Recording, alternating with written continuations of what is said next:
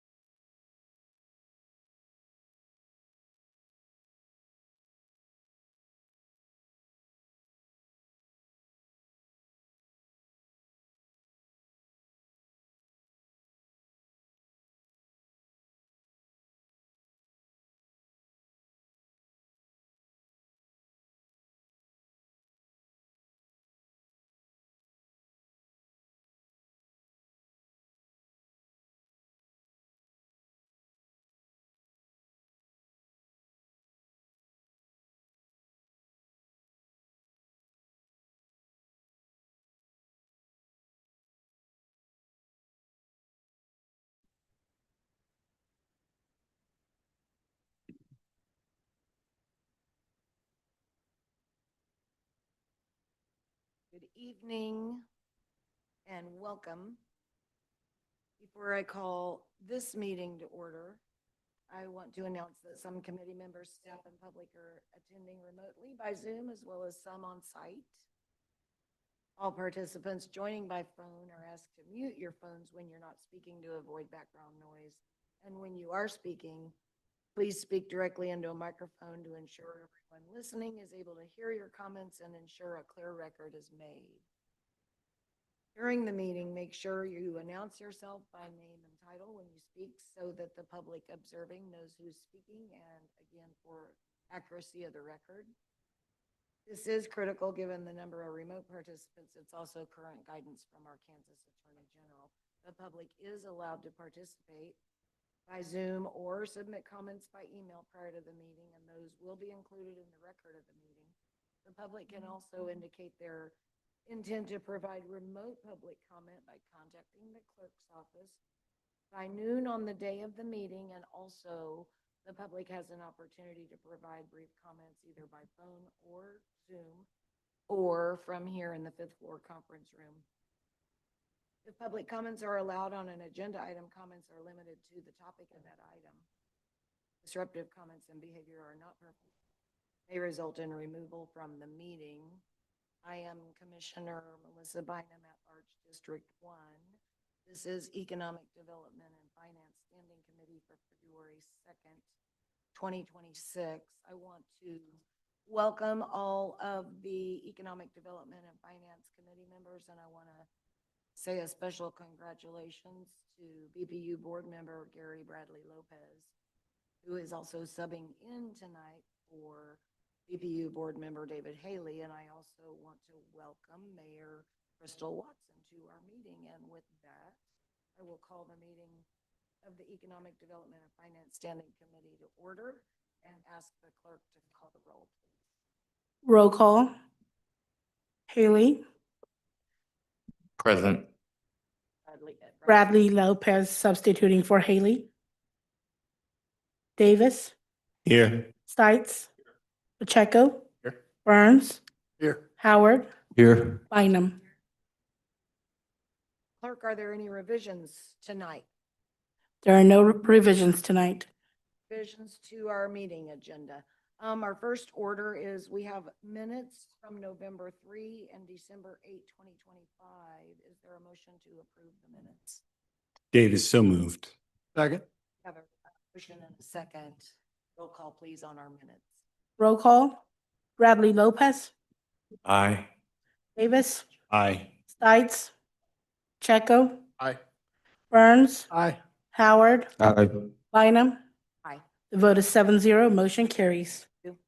The first item on our agenda tonight is a resolution adopting recommendations from our 2025 Community Benefits Advisory Board. Alan Howes is our Assistant County Administrator. Mr. Howes, are you going to take the item and introduce it? Yes, Mr. Chair.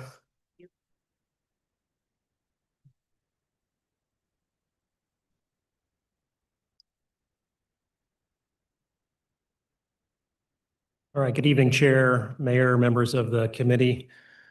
What this first item is a recommendation coming forward from related to the community benefit ordinance. And before we get to that recommendation, just wanted to do a quick run through of what the Community Benefit Fund is and how it came to be. And this will be very familiar to some of the committee members, including Commissioner Davis, who was one of the kind of the driving forces behind this. Community Benefit Fund was created by the commission in December of 2023. And the source of those funds is 1/2 of the administrative fees and issuance fees that result from new development projects utilizing economic development incentives. So in other words, if there's an incentive given and say bonds are issued in relation to that, then 1/2 of the proceeds of the upfront payment for that gets set into this side in this fund. And the intent was to ensure that while there were development projects happening all over the community, there were a number of them that were happening in the west side of the community, and that there were opportunities for those funds and the benefits from those projects to be distributed to different parts of the community as well, so that people could visibly see the benefits from economic development. The fund became operational in June of 2024. We had hit a dollar threshold, and that's what made it become operational. And set out in the ordinance, there's a advisory board that makes recommendations to the commission on the expenditure of the funds. And it is 11 members that are appointed by the mayor and by commissioners. They would look at, review, and then forward recommendations to the commission on the use of these funds. The appointments, and now we've had a change at the commission, so I think there are appointments that will be made to this. And so the intent on a going forward basis is that additional funds that come in 2026 will be allocated by this board, and recommendations would come back before you later on this year. However, one of the items in the ordinance was that if there was not a recommendation put forward by this advisory board, then staff would bring forward a recommendation to the commission, specifically to ED&F, for how these funds could be utilized for the benefit of the community. And so what we have this evening is that staff recommendation. We hope that this is the last time there'll be a staff recommendation, that the board will start to meet, and that we'll be able to bring those to you as we go forward. And the last point there, the Community Benefit Fund, these are economic development incentives that are generated through city-side activities. So just as a point, that distribution of those funds have to be within the city of Kansas City, Kansas. The Community Benefit Ordinance identified 3 focus areas: Parks and Rec capital projects, housing programs, and licensed childcare projects or programs. There were, at the end of 2025, there was about $435,000 to be allocated within the fund, and the recommendation from staff to the commission is that $75,000 of this be for the Homes for Generation programs, and we'll go through these in detail here in just a second. $40,000 to an upper story housing program, $255,000 to Parks and Rec, specifically for Shawnee Park basketball court, and a few other, and cameras and a few other items, and then $65,000 for security cameras. So the departments that are involved in this, we have, of course, Parks and Recreation. We have the clerk's office, who will be administering this Homes for Generations program. And Monica Sparks is here with that. And then Kay Sharp leads our community development department and is very involved in our housing programs generally, and will be administering the second story housing program. So with that, I'm going to turn it over to Monica to talk a little bit about the Homes for Generations program. Thank you, Mr. House. Monica Sparks, Unified Government Clerk. The purpose of the Homes for Generations program, and why we felt it was important that it came through the clerk's office, is it runs hand in hand with our rebate program, our utility and sales rebate program. Individuals, we find that people sometimes have what we call tangled title to their property. They've lived in the home for years. It's been in the home for generations. Grandma told me it was my home when she passed, but the proper paperwork never got filed. So the property may still be showing in Grandma's name, who hasn't been with us for a number of years, and that's not who's living in the home anymore. So with this program, we would be able to, for example, maybe we just need a death certificate. It's a very simple fix, but there's a cost that goes with that. And a lot of people don't understand the process, and they don't know what that cost is. So part of our program would be that we would pay for that death certificate. We would obtain it from the state of Kansas.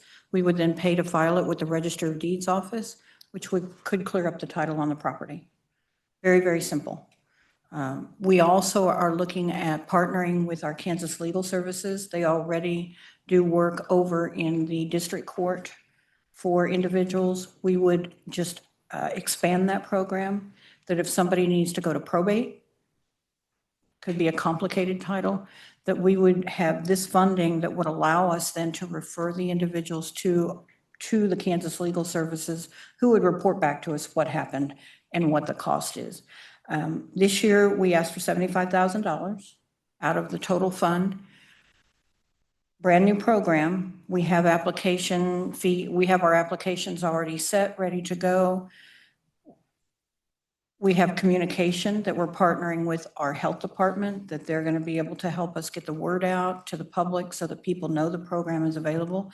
And then we will proceed from there and report back. Thank you. And I had a text from someone watching that's stating that she can't hear any of us except for a couple of us. So I'll just ask everyone to make sure you speak into your microphone, just to make sure that the public can hear. Thank you, Clerk Sparks. Appreciate that. Okay, go ahead. Okay. All right, next up, we have Ms. Kay Sharp, who will speak to the Upper Story Housing Development Program. Whoa. Whoa.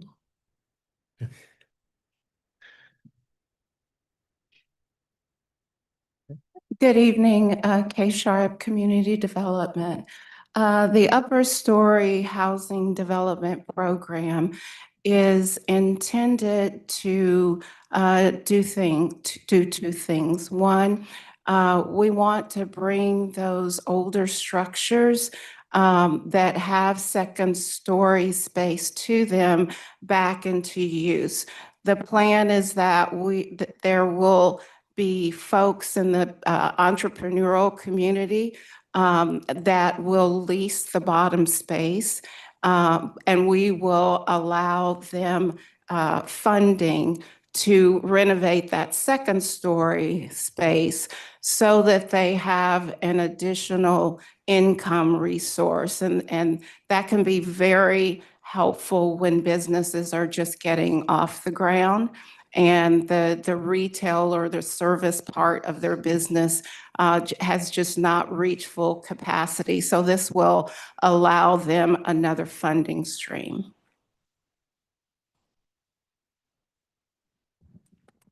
All right, thank you. We'll move next to Parks and Ms. Farrar. Good evening, Angel Ferrara, Director for Unified Government Parks and Rec. So for Parks and Recreation, we put forward a post-tension basketball court project at Shawnee Park East. And so if you were given the information or if you aren't familiar with post-tension concrete, that's how we've been rebuilding a lot of our sport courts.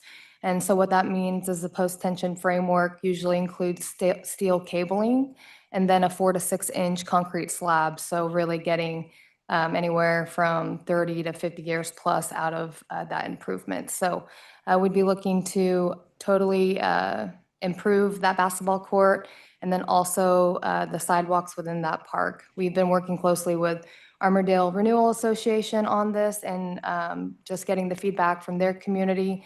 This is something that we did talk through last year as well with previous administration and the desire to do some improvements in Armourdale. So the $255,000 would be for that park improvement, and then also an additional request for $65,000 for additional installation of security cameras at various park locations.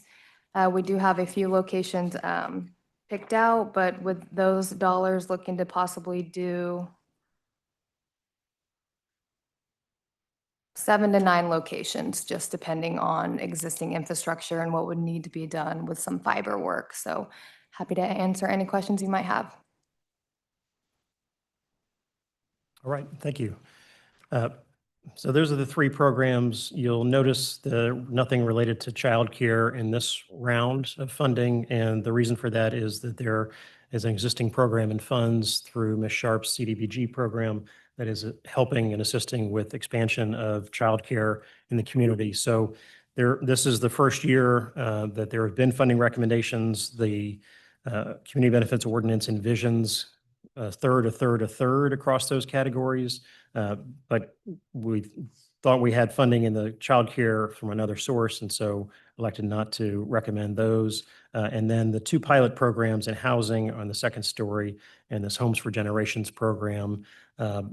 We want to get those kind of up and going, get the departments kind of administering those and sort of see the uptake on those and how much demand there is before we come back next year with the board. And then we've got a number of the shovel-ready projects, as Parks indicated, and so that was where the bulk of the funds were allocated to.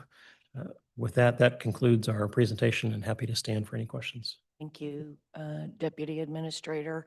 Are there questions or comments from our commissioners, VPU, rep, or mayor? Commissioner Pacheco.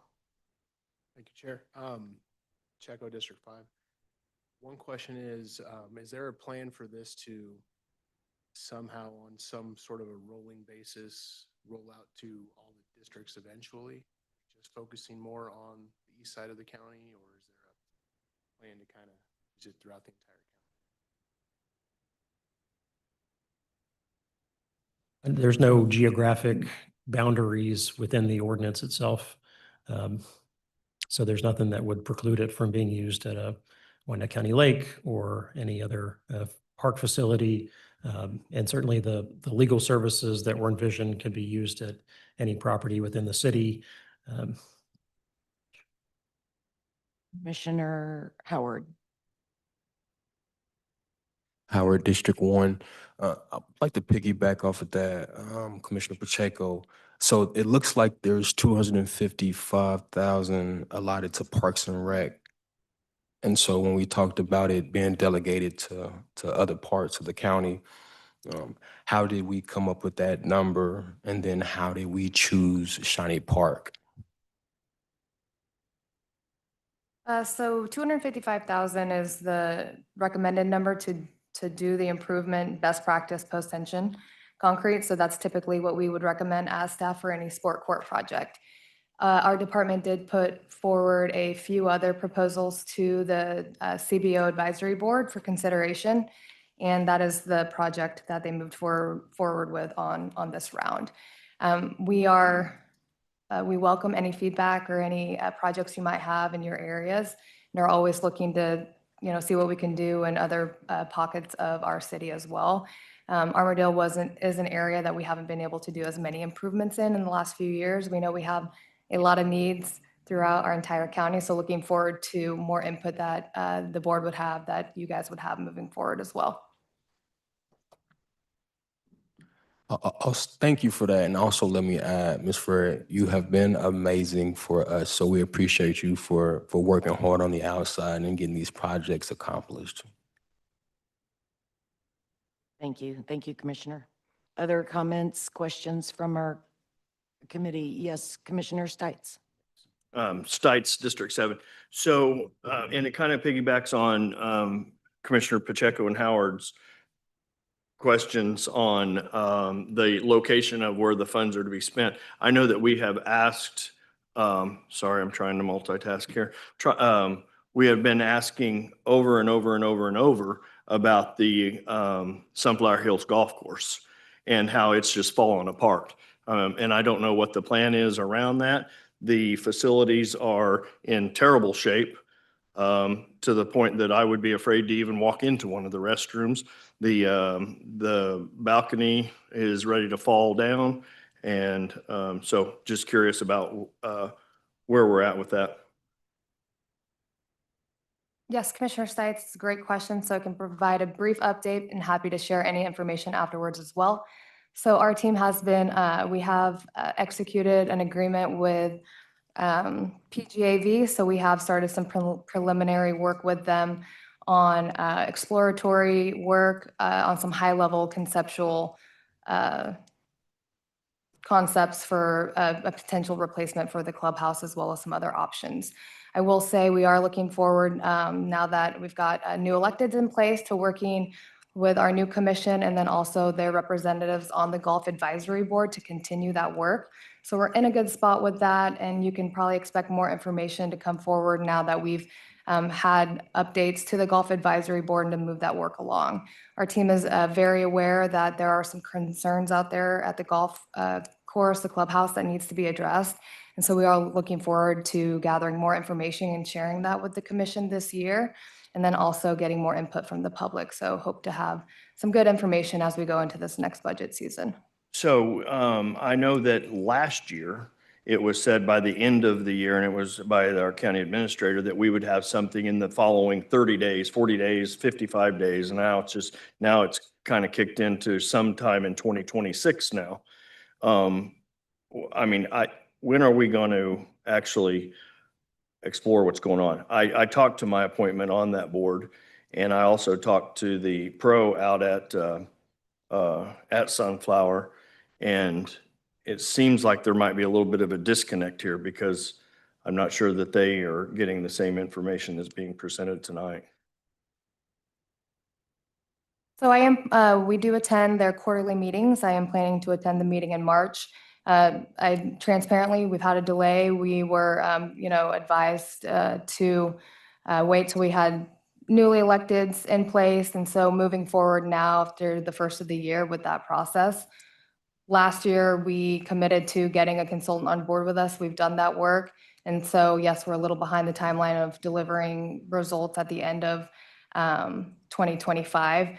I will say through that process last year as well, we had a little delay in the summer on getting the consultant on board. So we have had a little bit of delay, but we are working with a consultant right now, and we've been working with some internal departments as well to start getting some information. So we are moving forward with that work. And I appreciate that. I get, and I know you're working on it. I get frustrated when I hear we were advised to not do what commission asked, right? That's what commission asked, is to have that report and to have that information. And I'm not going to ask in front of everybody who told you to not do what we asked you to do. But hopefully we can get that moved up sooner than later. Thank you. Thank you, Commissioner. Other comments, Commissioner Burns, and then BPU member Bradley Lopez. Bill Burns, District 2. Commissioner Stites is exactly right. This thing has been going on too long. That is a crown jewel out there that needs attention. And it could be a big and better thing with those improvements. I've been on the board now 2 years, and it was one of the first things that I had brought up with other commissioners. And I just don't know why it's not being expedited. If someone is, as Commissioner Stites said, holding you back from not doing something, we need to know about that. Because I don't think we need to remind everybody that we passed an ordinance, I think last year, that the commissioners have the final say on everything, regardless of what anybody who's on any board. So I would recommend to you, and I'm glad that you're putting the courts down in Armourdale at the Shawnee Park, but we really need to get moving on that golf course out there. And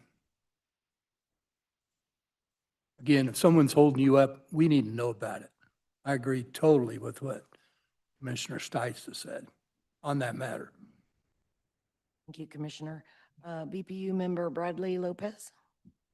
Thank you, Gary Bradley Lopez, District 1 at large. I had a few technical questions, and then I did have some more direct questions, but this ordinance is based off of not the recommendations that were put in by October 1st, but if the Community Advisory Board wasn't able to come up with recommendations by then, it is recommendations by staff. Is that correct? So these are the recommendations by staff as of now and not the Community Advisory Board? And I believe it's a technicality, but the Community Benefits Advisory Board met, but couldn't generate a quorum. Okay. So there was consensus among those board members that did meet that these were the projects and the allocations they would agree on, but there was no quorum for them to make that an official recommendation, if I have that correctly. Mr. Conway. Madam Chair, Jeff Conway, legal. They did meet. They met several times, I think. They did have a quorum, but it requires a vote of 6 to adopt whatever recommendation, and so that they didn't quite meet that. But there's plenty of discussion, and so the staff recommendation is pretty much what they had landed on. Thank you. Um, I know that some of the options that were recommended were like housing, parks and recs, and one of them was licensed childcare projects or programs, but I don't see funding for that. Was that something that the board wasn't necessarily in fan of, or something we couldn't really think of something to articulate to support?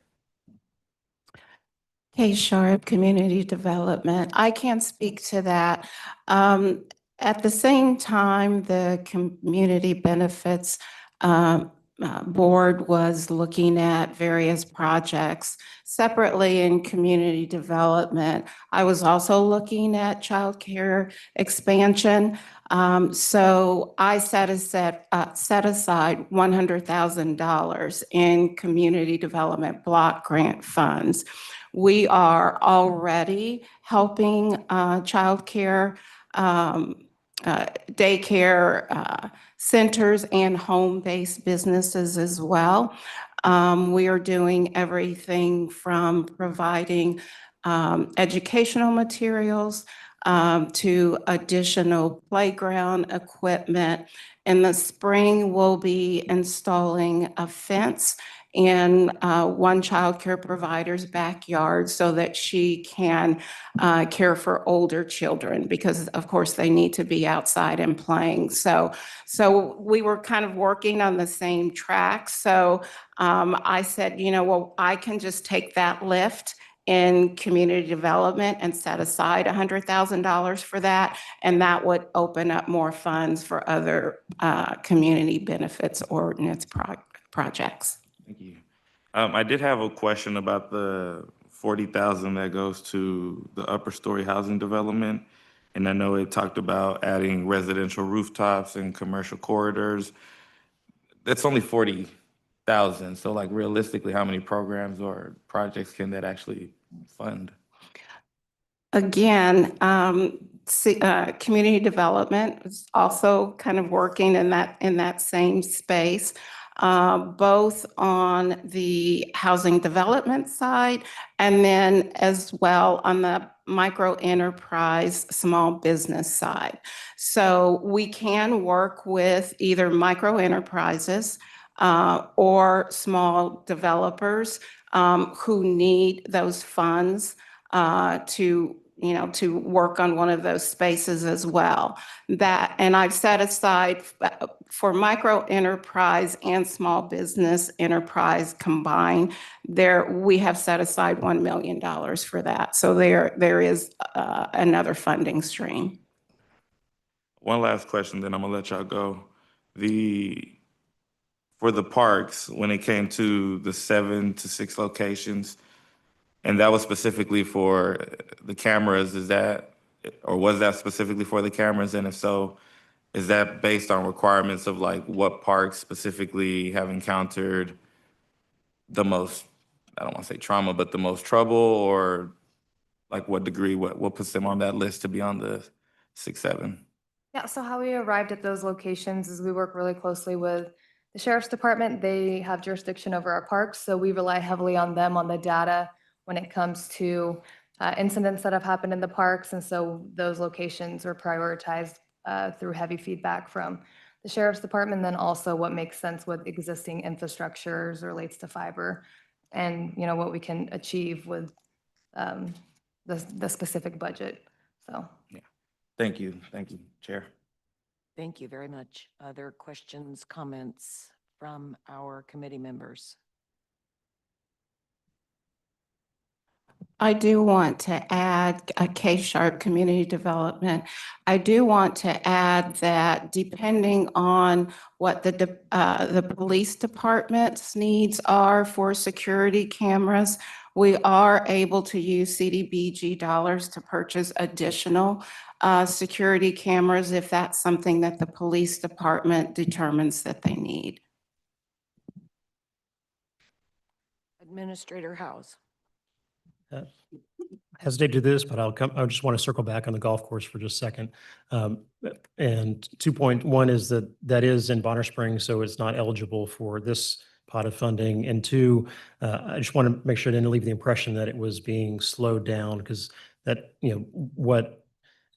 where we found ourselves last fall was kind of in this, I say, no man's land where you get close enough to an election where, we knew we were having a new mayor. We knew the at-large for that area was changing. We knew there was going to be changes in the commission and changing appointments. And we didn't want to get out ahead on, plans and public engagement and then have to kind of walk that back. So there was a lot of work that was happening at the staff level behind the scenes, working with the consultant, working also on the sort of the funding model, to make sure that when we did roll forward, that we were in position to do that and to have it in a way that we think will get us more quickly to having a new golf course clubhouse, because we're all in violent agreement about the need for that to happen and for it to be, something that the community can really be proud of. Thank you. Commissioner Stites. So since it's been brought back up, and I wasn't I'm just going off of what was said. We were told to back off of it. So I wasn't in those conversations. I don't know if it was. Anyway, so I'm really unclear though about why a county asset that is in Bonner Springs wouldn't be eligible for county dollars. I mean, we said that it was okay for it to go to Wyandotte County Park, but not Wyandotte County. Or Wyandotte County Lake. Wyandotte County Park is also in Bonner Springs. So why is it I not misspoke. I eligible? misspoke on the lake. That's a county asset, and that wouldn't, this funding would not be eligible for that. This is generated on the city side and only eligible for city. So the Pearson, Wyandotte County, and Wyandotte County Lake are the three county parks. This funding would not be eligible to be used in those. The other parks in the system are city parks, and they would be eligible for those.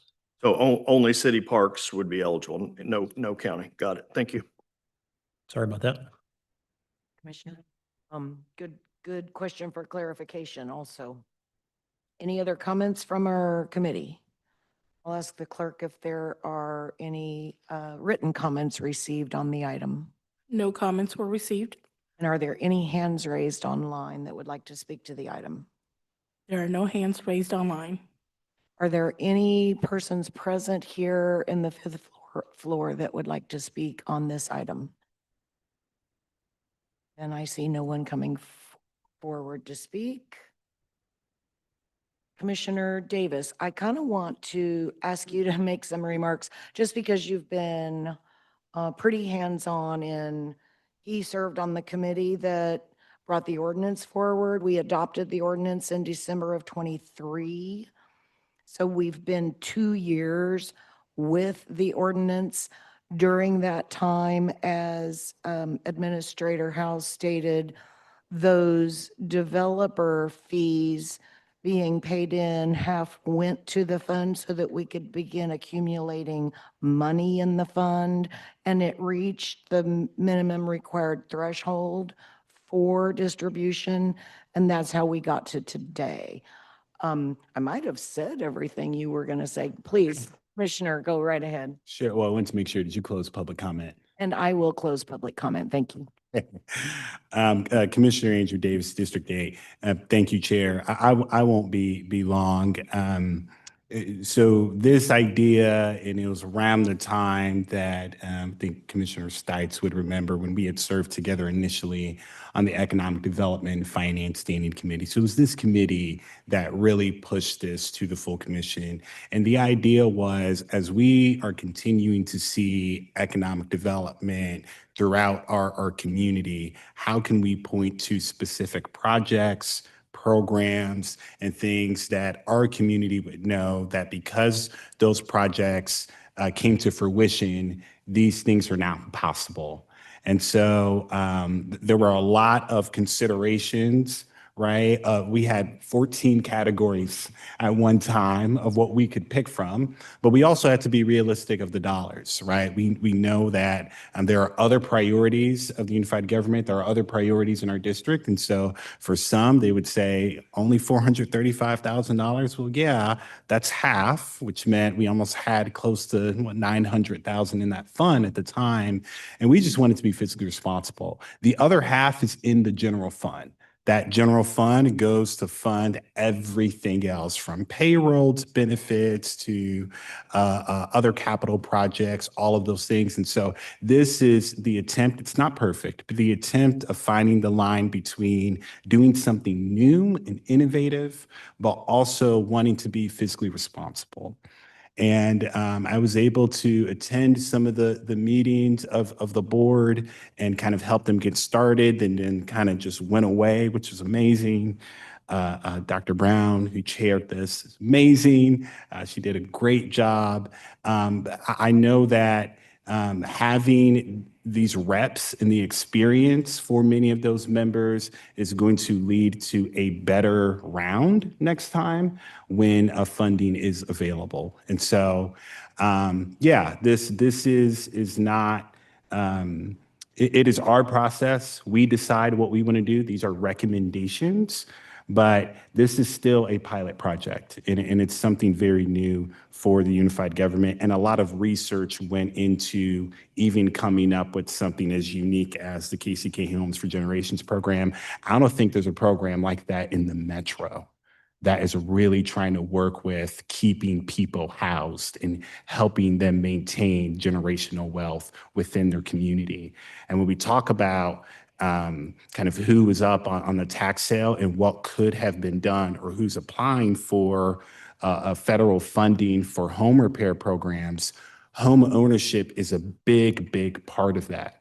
And if you don't have a will, and if you didn't kind of dot your I's and cross your T's, it can really, really be difficult for many of our community members to keep that property, to keep the home within the family. And so this is by no means perfect, but I do think it can be a really innovative start for us to start to solve some problems. And the last thing I'll say on the upper story program, and Ms. Sharp, as you all keep hearing, well, we have federal funds for this, we have federal funds for that. That comes through the annual action plan. That plan is voted on every year by the commission.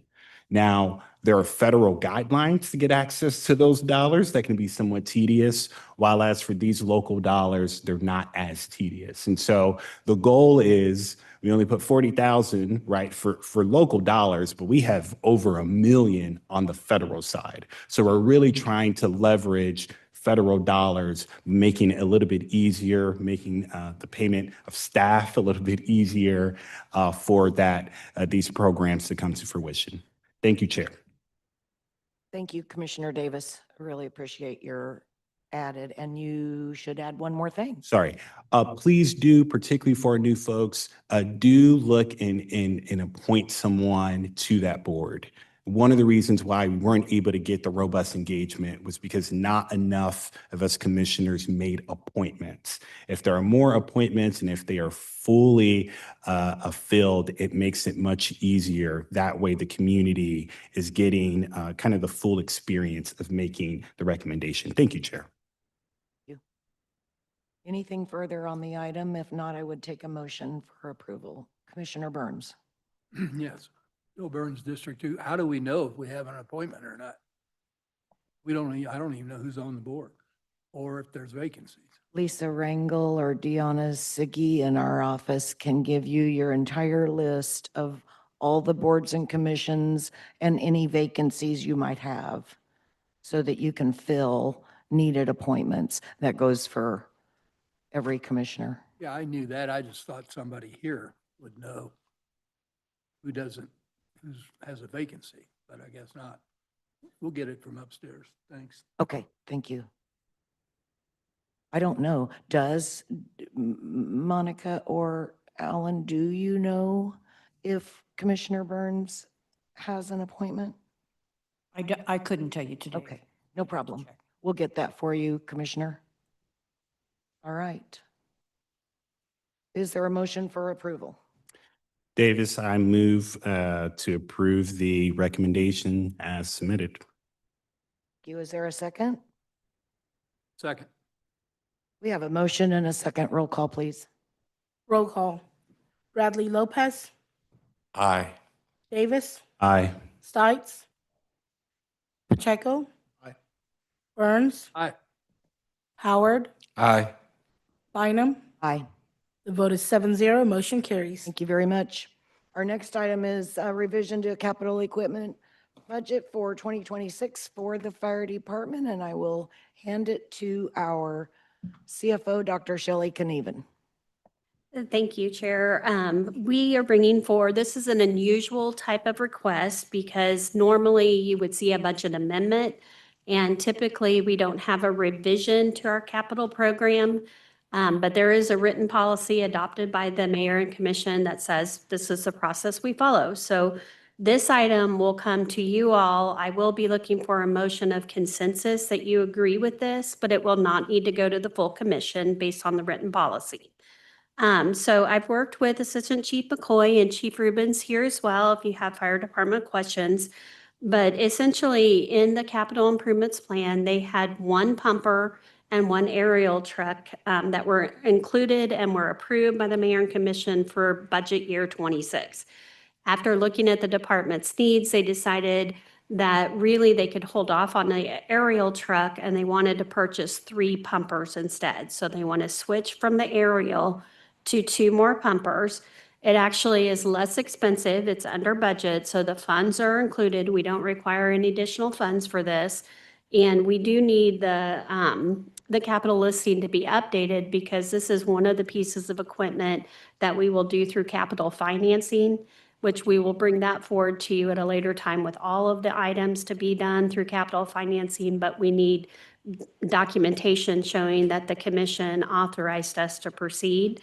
And this is what our policy says we need to do. So we also, just to give a little bit of kudos to the fire department, there were 2 pumper trucks that Conrad Fire Equipment had, and they're going to be able to get those for about $100,000 less each as compared to normal. So that was very encouraging.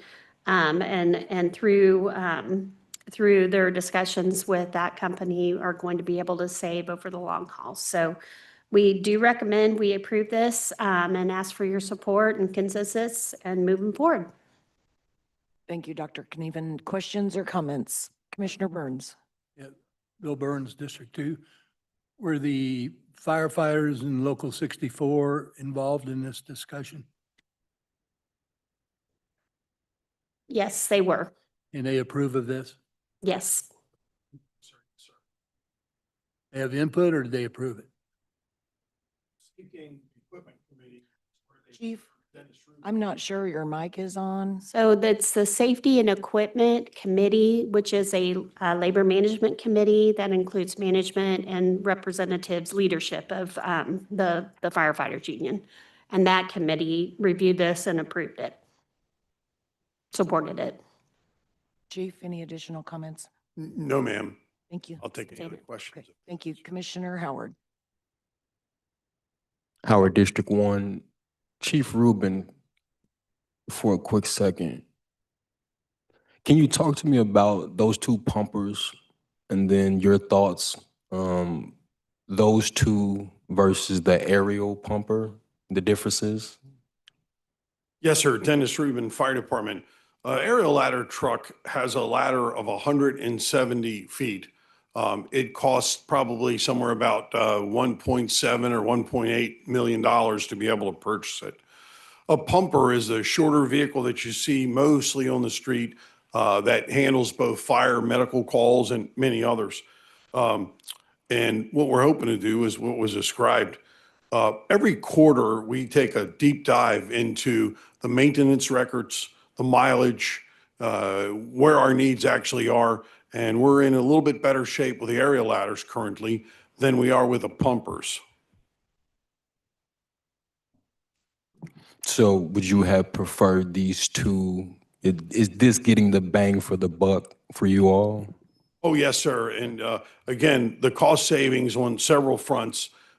Believe it or not, the 3 vehicles are cheaper than the 2 vehicles because of the ladder truck, coupled with the fact a very, very nice discount was provided for us. And I'd add one more thing. A concern that we've shared for quite a while is the delivery time. The delivery time was between 4 to 5 years. This will come in within a year.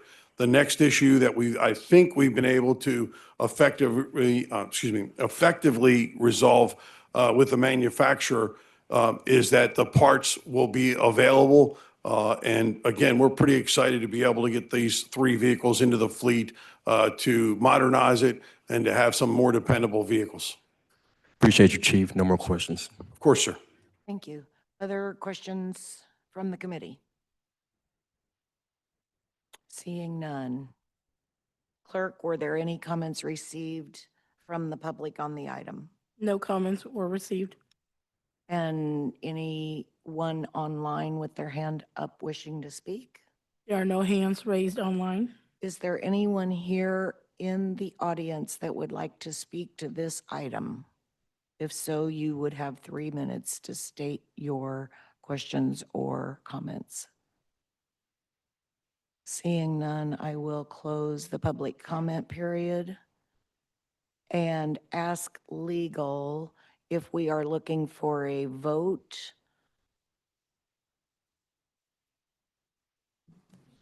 Yes, a vote would be good. Okay. That way we'll have a public record that we were authorized to move forward. You just don't have to send it on to the full commission.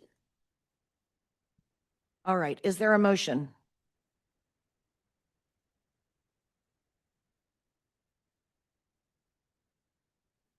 Bynum at large 1, I would make a motion to approve the revision to our capital equipment budget for 2026 for the fire department. Commissioner Stites. And I have a quick question, Stites District 7.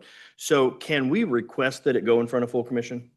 I mean, I just think that, I mean, we've had several items that have came up that we say, you know what, it should, something of this magnitude or this importance or whatever should go in front of full commission. So can we or can we not?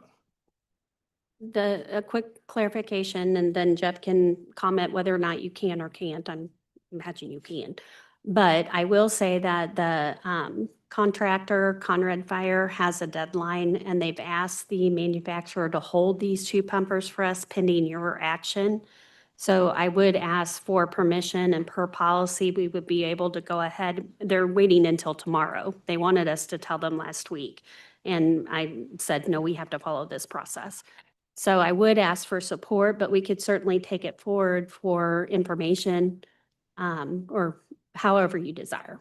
Thank you. Legal, I- go ahead, Commissioner. I just think if there's a savings, right? And then we've talked about, and I was going to mention this about something else that we talked about, in our retreat over the weekend, commissioner retreat. I think that we need to do a better job of letting people know when we're doing and saving and trying to not just spend. And I think that that's a good location to maybe showcase the savings that we're getting, not that that people are just out spending willy-nilly, right? That we're looking to see. So that was just my thinking on that.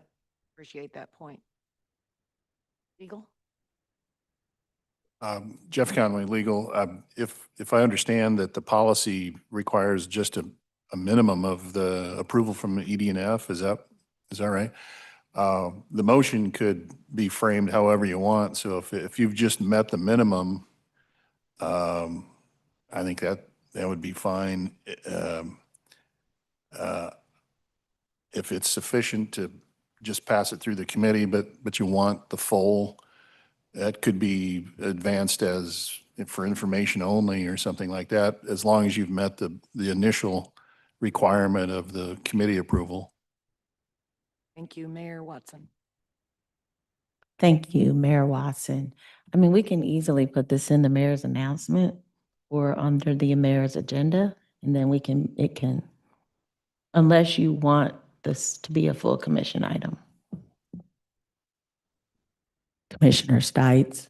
Commissioner Stites, please, go ahead. So I would say as long as it's called out under the mayor's agenda, I think that would be sufficient and that we can advance this on through. All right, thank you very much. And Dr. Knieven. Just to get clarification, I'm waiting to issue a purchase order, and they really needed it tomorrow Okay. from their manufacturer, not just the Conrad who we're buying it from.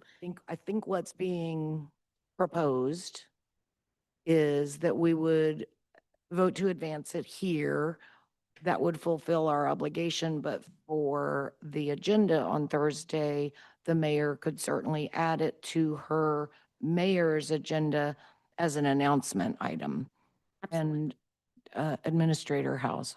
Just a point of clarification in terms of, I think if you vote tonight, you've done everything required under the policy, and then it wouldn't necessarily be advancing it to the full commission. It would be That's going as an announcement that could then be spoken to and spoken about at the full commission I meeting. think I think We're saying the I think same it's a thing. beautiful We're just saying it's an announcement. I- Go ahead. They're gonna approve it. Do what you gotta do. Bynum at large one, I'm making a motion to approve this resolution. Davis, second. We have a motion and a second. Roll call, please. Roll call. Bradley Lopez, Aye. Davis, Aye. Stites, Pacheco, Aye. Burns. Aye. Howard, Aye. Bynum. Aye. Vote is 7-0, motion carries. Thank you all very much. Our last item for this agenda tonight is a presentation on the renewal of our Neighborhood Revitalization Act, which did expire on 12/31/25. And we have Judd Knapp here. Judd, will you be making the presentation for us? Yes, Commissioner. Please, the floor is yours.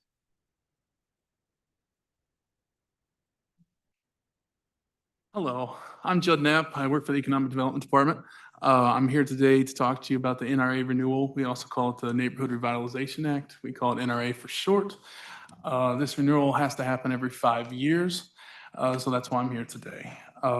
This item is for informational only, but I will be coming back on February 19th to a public hearing at the full commission meeting to present the revised plan for approval. I have also showed this same presentation to all the school districts here. So first, what is the NRA rebate program? This is a property tax rebate incentives that encourages property owners to invest in their home. And we also reward them for investing in their home by returning some of that property tax back to them. This program did start in 1999. So some NRA program benefits, it helps with long-term revenue growth. Without the NRA, many vacant lots would stay vacant. As working with the land bank for the last 5 years, this is an incentive that we use quite often. People are very excited about it and happy about it. It stabilizes our tax base by encouraging investment in neighborhoods and reduces blight and vacancy.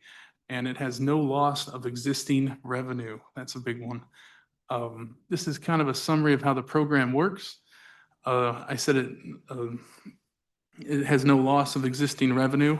That base value at the bottom is the value of that house today, or the value of that property today. So the applicant will apply for the program. The appraiser will go out to the site and appraise it that day to set that base value.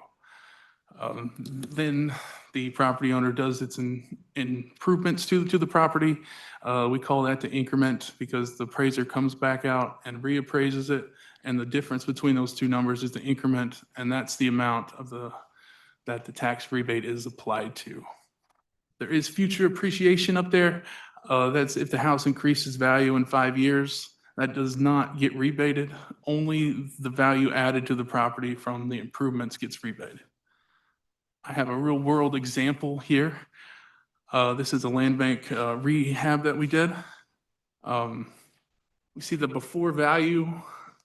The before rehab value was 89,000. That's our base value. So that's what we started at. After the rehab, the house was worth 169,000 by the appraiser. So that difference between those two numbers is called an increment of 80,000, and that 80,000 is what the tax rebate comes off of.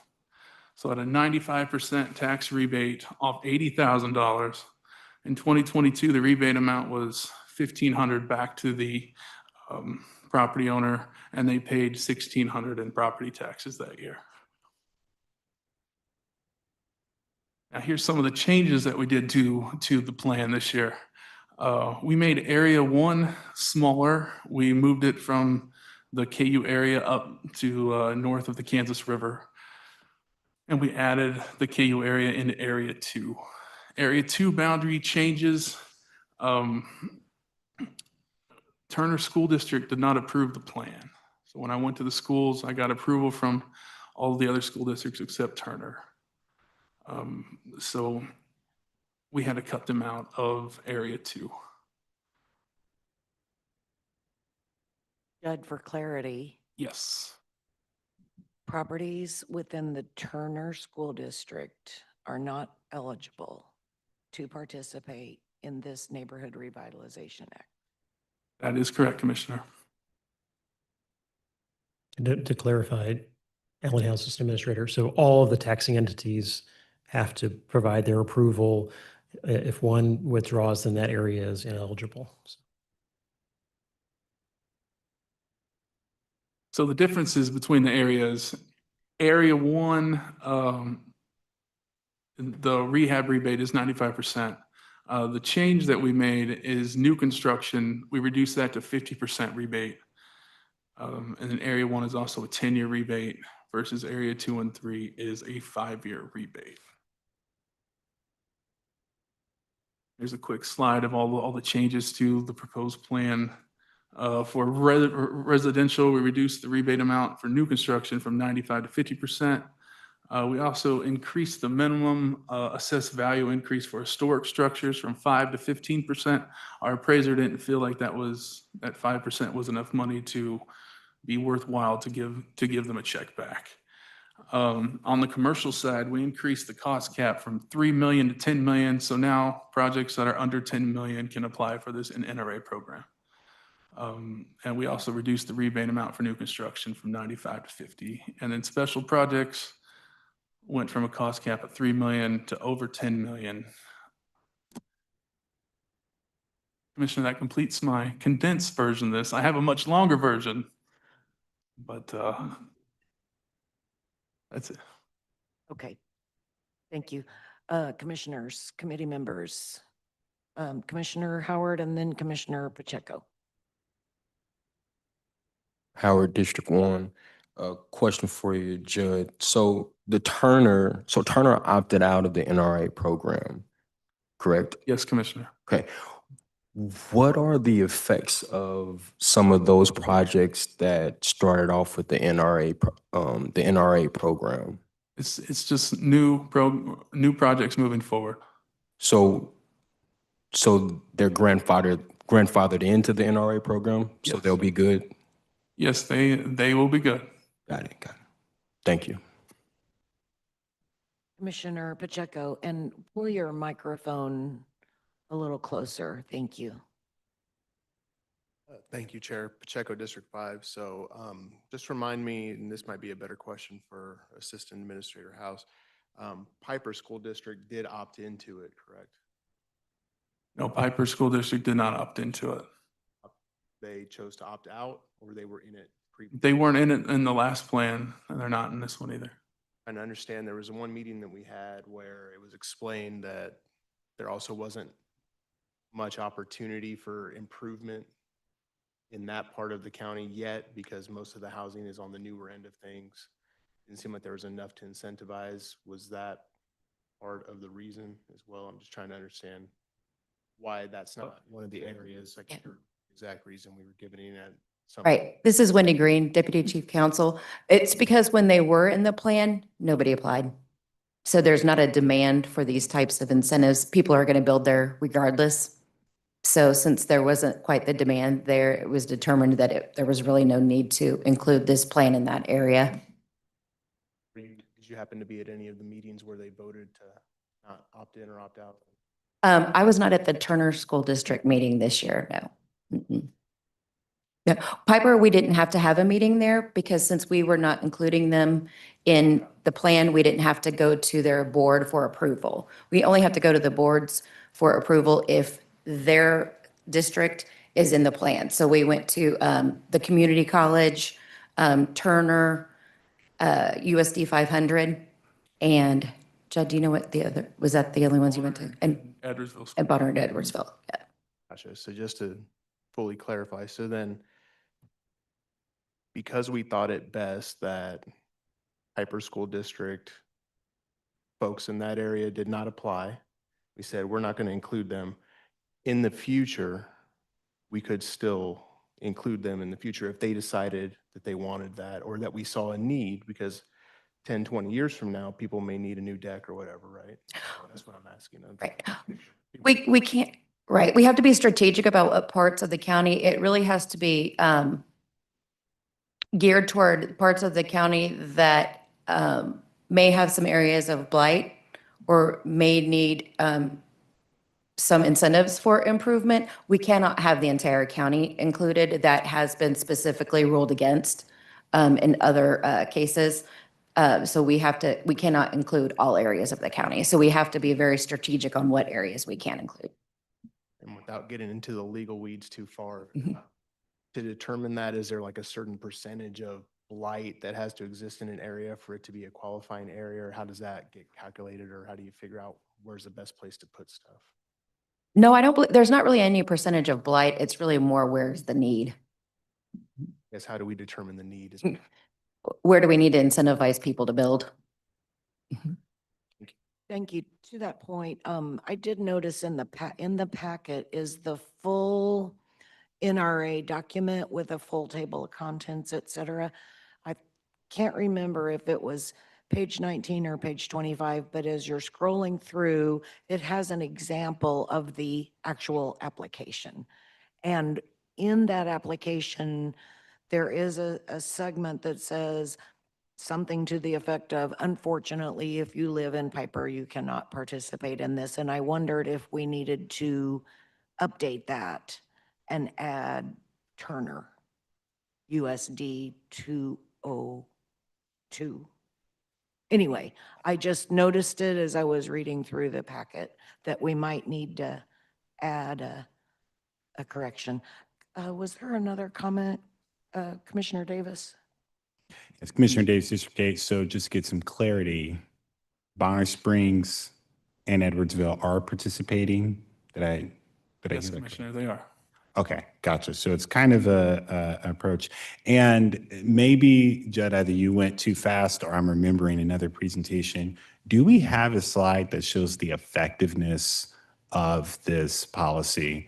Because what I think what Commissioner Pacheco was really getting at, and I think the answer is the amount of building permits, right? And whether or not we see that activity of new build.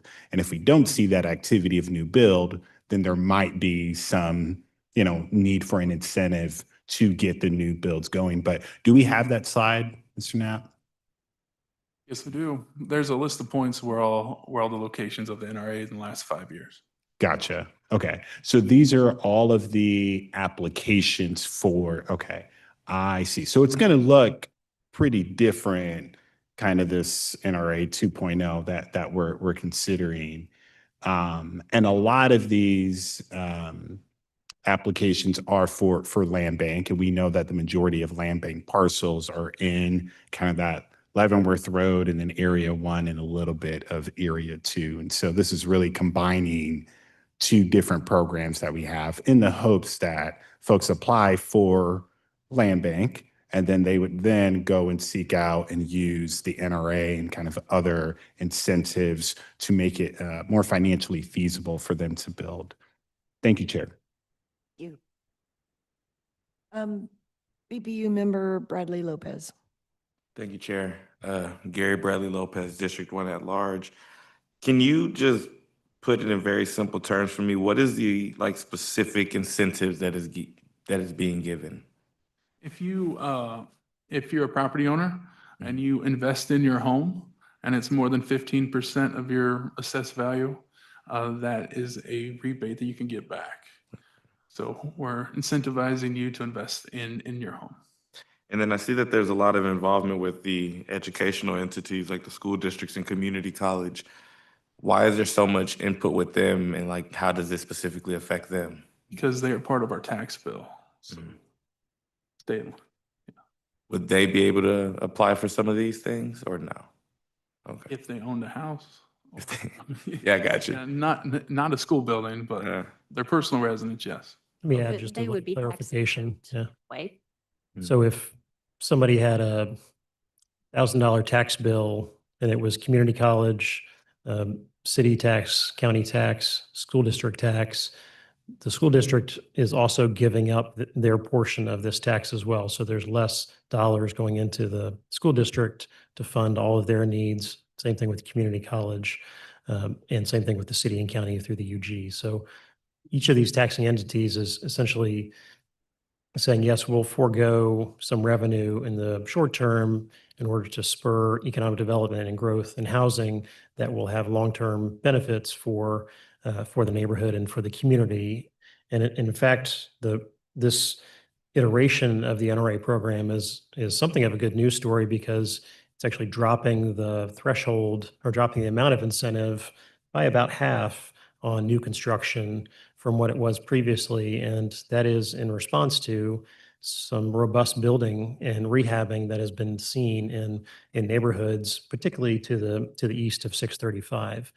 So, in a perfect world or a better world, we won't have to use these sort of tools and incentives, and all that revenue would go to the different taxing entities. But that's the intent of the tool, is to help to spur that kind of growth. And in fact, I think it has been successful in that, along with other things like the land bank. And now we're kind of ratcheting it down a little bit, recognizing there's still a need. And there's still a number of houses on the rehab side, for example, that would really significantly benefit from this kind of incentive that would have somebody go in and rehab it and support kind of an uplift in an entire street and neighborhood. Do you have like a specific number of how much the community college or the school districts lose and don't get that you all end up getting? So Shelley Knieven, Chief Financial Officer. So there's 1,369 parcels currently receiving an abatement, and they're at some point in their 10-year period, okay? And so it's about $4.6 million total per year that is abated back to people. And we could get a breakdown. It would differ for which school district they're in, the city, the county, the library, but we could break that down. But the total is 4.6. And to Alan's point, the proposed revision to this program will drop that in half. And so it's, by 50%. So the idea is if people are investing in their house, it's not a disincentive because their taxes will go up because they've invested. They've been getting the rebate. It's been very effective, 1,300 properties currently in the program. And so now we're able to pivot and make a little bit of a turn so that we'll start receiving more of that revenue. And of course, when your abatement ends, then the taxing districts all receive their revenue. And just to clarify, the UG doesn't get any additional revenue. Those taxing entities are losing that revenue as well for the period of the abatement. So there's not any additional revenue coming into the UG. It's all of these taxing entities are losing a portion of their revenue, again, with the long-term goal being that these properties will get rehabbed, new houses will get built, and those will come back onto the tax roll, bring new people, new life into the neighborhoods. Thank you. Those are all the questions I got. Thank you. Great questions. Anything else? Thank you. Clerk? Were any written comments received on the item? No written comments were received. Are there any hands raised wishing to speak? There is a hand raised online, EGM. We would ask you to unmute and you may speak. You have up to 3 minutes. If you would state your name and city record, please. Hi, this is Eva Garcia Maza, Kansas City, Kansas. It's possible that this was discussed already on the commentary that's occurred already. However, some of the mics, I can't hear everyone. So please accept my apologies if I'm just reiterating what has already been said. So I do have two questions. One, was there a specific reason that the Turner School District cited for them to opt out other than losing revenue from their tax base? Like, what was the specific reason that was cited by the Turner District? That's number one. And number two, is it just the school districts that are being approached to determine whether they want to participate, or is it other taxing entities such as the library boards and specifically TRC, which is a taxing entity within Turner? Thank you. Thank you. Ms. Green, do you have the best answer? So those smaller taxing entities are not affected. It's the school districts and it's the cities. We have interlocal agreements with the school districts and the other cities. So, but those, whatever, the tiny taxing entities like a Call Valley or a Wolcott or anything like that is not affected by this. Is that because of the way the state law is written that allows us to have the program? Correct. Okay, and does anyone here know the reason why the Turner School District opted out? Was anyone, Judd, go ahead. I presented it to them. There was a lot of questions about how many lots they had. And it looks like from this map, there's like 10 or 11. I didn't think it was being used that much. They thought that they didn't have that many vacant lots left for this program, so. Okay, thank you. Clerk, is there anyone else with their hand raised online? There are no other hands raised online. Thank you very much. Anyone here in the audience that would like to speak to this item? If so, you may come to the microphone and have up to 3 minutes for comments. And I am seeing no one approach. I will close the public hearing and return back to the commission for any further comments or questions. This is an information only. Commissioner Davis? Thank you. I do see a date of January 1st within the document. I just want to make sure that I'm understanding this. If we vote to approve this later on this month, will that be retroactive? Meaning the folks that applied, let's say in December or January 2nd, will they be able to then go forward with their application, or will they all have to reapply? Wendy Green, Deputy Chief Counsel.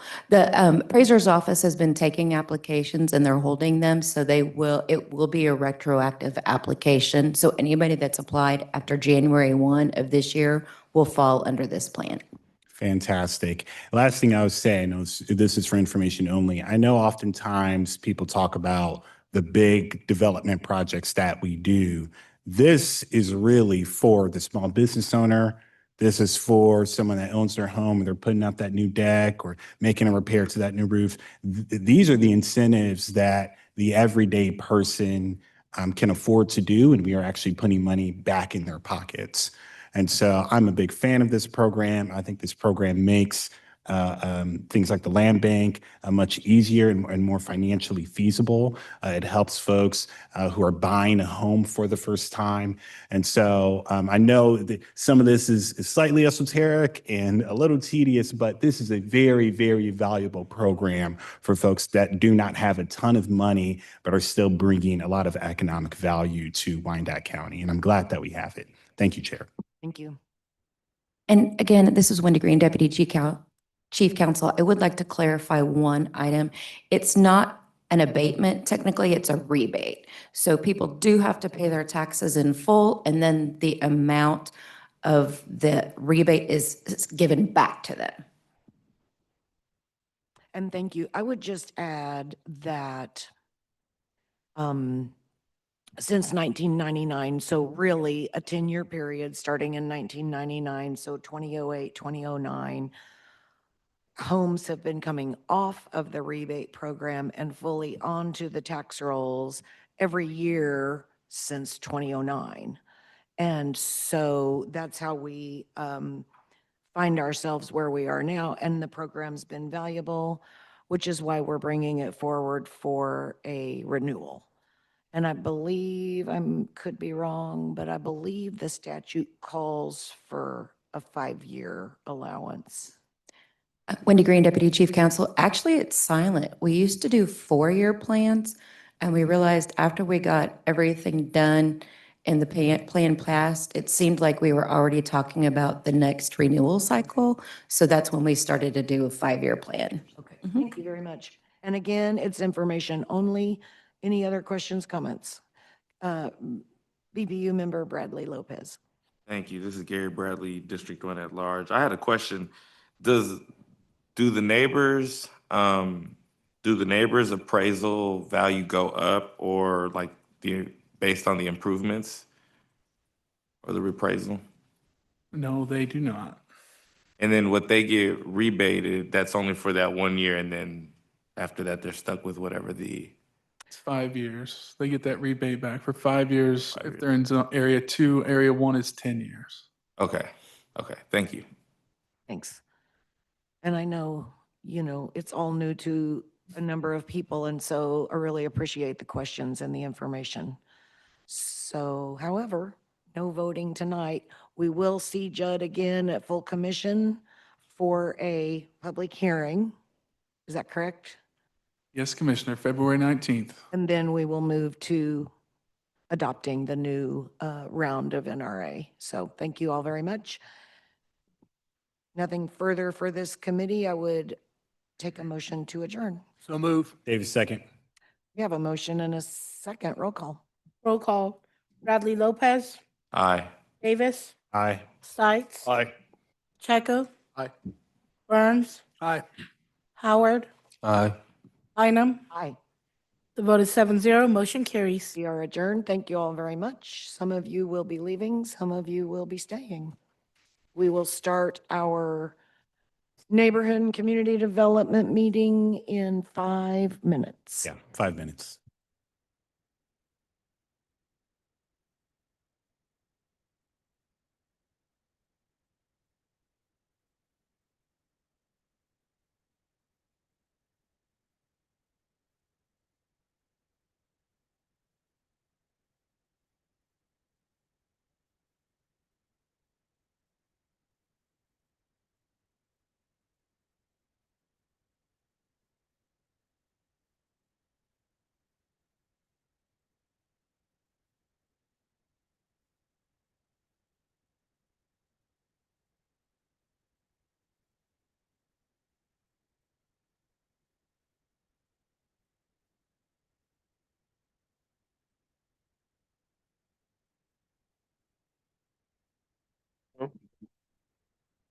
Check, check, check.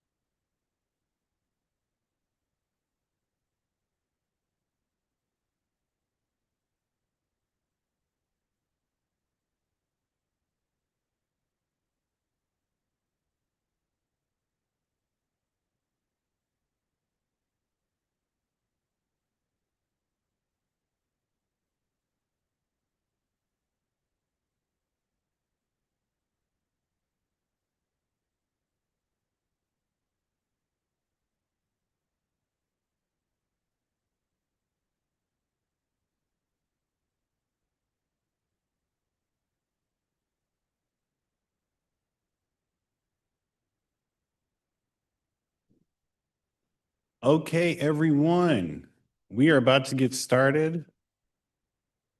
All right, appreciate everyone here that I'm assuming has waited for this particular committee to meet.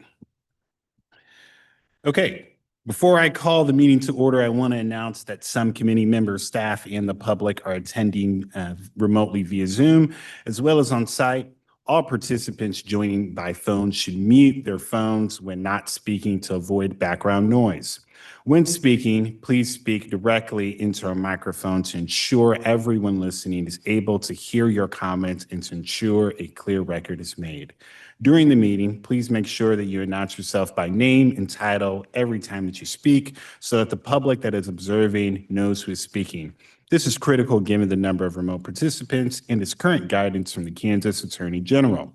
The public is allowed to participate by Zoom or submit comments by email prior to the meeting, and those comments will be included in the record of this meeting. The public may also indicate their intent to provide remote public comment by contacting the clerk's office by noon on the day of the meeting.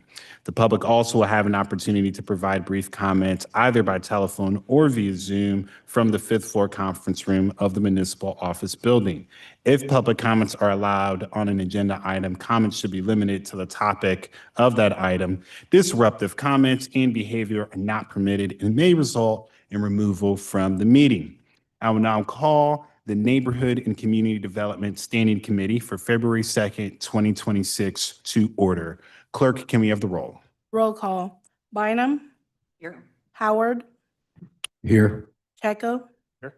Stites. Davis. Here. Thank you so much. Clerk, any revisions to the agenda? I don't have any revisions to the agenda. Awesome. And I know for land bank, we'll have some revisions, but we'll get to that for the land bank portion. So if staff can hold on for that. Okay. First order of business is approval of minutes for December 8th. And guess what? January 5th, 2026. Our clerk's office has done an amazing job of catching us up for our meetings. Any comments or is there a motion? Fine. At large one, move to approve minutes. Is there a second? Echo second. All right. A motion made by Commissioner Bynum and a second by Commissioner Pacheco. Clerk can get the roll. Roll call. Bynum. Aye. Howard. Aye. Pacheco. Aye. Stites. Davis. Aye. The vote is 5-0. Motion carries. Thank you so much, committee. Okay, moving on to our next item. It is the short-term rental ordinance. This is a discussion that we are having again. If you all recall, we had it for information only and gave some feedback to staff back in January. There is a request that this item be fast-tracked should the committee approve in order for staff to have adequate time to prepare for the changes.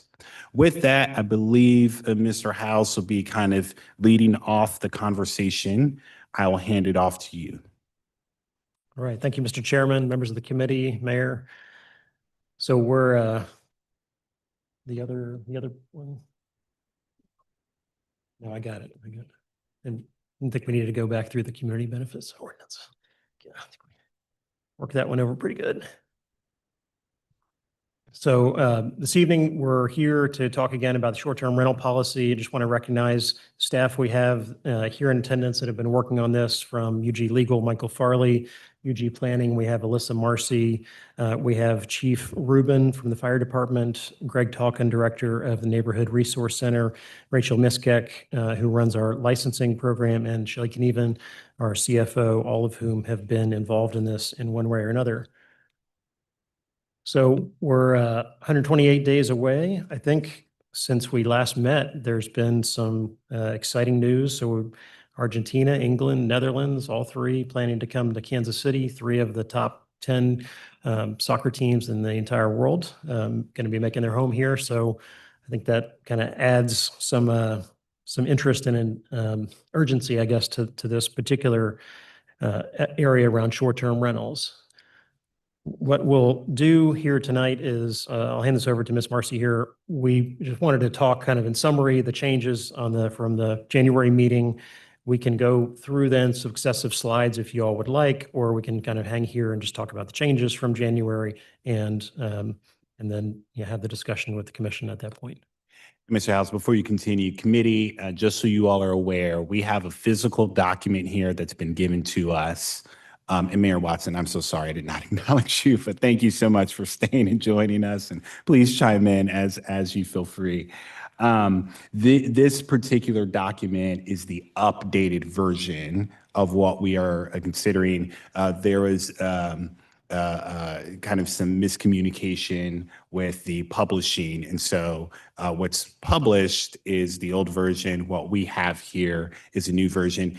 And in clerk's office, if possible, while staff is presenting, if you all can get the new version, if we can get it on screen at some point, that would be great. Staff, if you all can coordinate that, that would be fantastic. Mr. House, please continue. So I will hand it over to Ms. Marcy and talk about some of the changes that were incorporated from the commission feedback from January. Sure, thanks, Alyssa Marcy, Planning Department. So when we were here last month, we had a good conversation about this change, and we incorporated a lot of your feedback and recommendations. So the top three that I just wanted to highlight is first, so this is for a special event period. It's a temporary change. So initially the proposal was May 1st through August 31st. In order to be in line with our neighbors in the region, the change is now to be May 1st through July 31st. The second change, and this is actually something Commissioner Pacheco, you had brought up, but what happens if we get a lot of people who want to have a short-term rental just for the period of the World Cup? They get into the middle of it and they decide, hey, I actually want to continue this beyond the 90-day period. So in order to give a little bit of wiggle room if that comes up, which it might, and we have already heard some questions, actually some phone calls about it, we are going to have parallel processes. So our existing SUP permit process will continue. So if you want to change and get a full year-long permit, you can definitely do that and do that at the same time as you have your 90-day license. And then lastly, we did have some discussion about making sure that we're notifying the different types of, permit/license holders about what they can and can't do when these things end. So we have a website that we've been working with Crystal Sprague on that's very robust, that has resources to the fire department, to community policing. It has resources tied to the World Cup and concerns about human trafficking and which organizations regionally you can reach out to, what signs to look out for, that type of thing. So we're hoping to have all those resources available along with the application itself. And I'll add some additional ones, third-party inspections. So that was the question. So the revised ordinance has third-party inspections as the source for that. So there won't be any staff involvement in that. It would be that you have to get this home inspection. So that was incorporated. And then we also talked and incorporated on the administrative side, not necessarily in the ordinance, but on the TGT collection. I know there's some conversation around that. We reached out to the Kansas City Short-Term Rental Alliance and got information from them. Their feedback basically was, the overwhelming majority of the rentals are coming through the major platforms, Airbnb and VRBO, and that there's just not a whole lot of people doing direct booking. And usually that's kind of return customers. I go stay with somebody, I have a good experience, I want to go back there, next month because I'm visiting my kids or whatever, I'll go and direct book with that person. But in terms of for an event like this, they didn't see that. But we did recognize that the commission had taken the action to increase the TGT and want to make sure that we're collecting the revenues that are associated with putting on the World Cup. So we did put in there on the administrative side, we'll be adding a piece for collection of the TGT related to those kind of direct bookings and off of the main site kind of booking. It's a little bit like yes, please kind of tax collection. We don't have really a hook or a way to go after people. It's just administratively not possible. But we are going to have that information available when people sign up and when they register and get their license, to say, make sure that they understand that there is a transient guest tax component to this and information about how to submit that. I'll ask our CFO, Dr. Knieven, if you want to say anything about how we approach that and what the state law is around that. So Shelley Knieven, CFO, we did talk with the state, and as Alan had said, most of these kinds of bookings go through those booking agents. The state, because the state registers those people on those companies, they are able to collect and do collect our TGT for us and then remit it to us. And so in this case, they wouldn't be registered with the state when it's a direct booking, so they don't have a mechanism, but we'll have the information through their short-term rental permitting process. And so our accounting department will accept, it'll basically be self-reporting. I like that better than yes, please.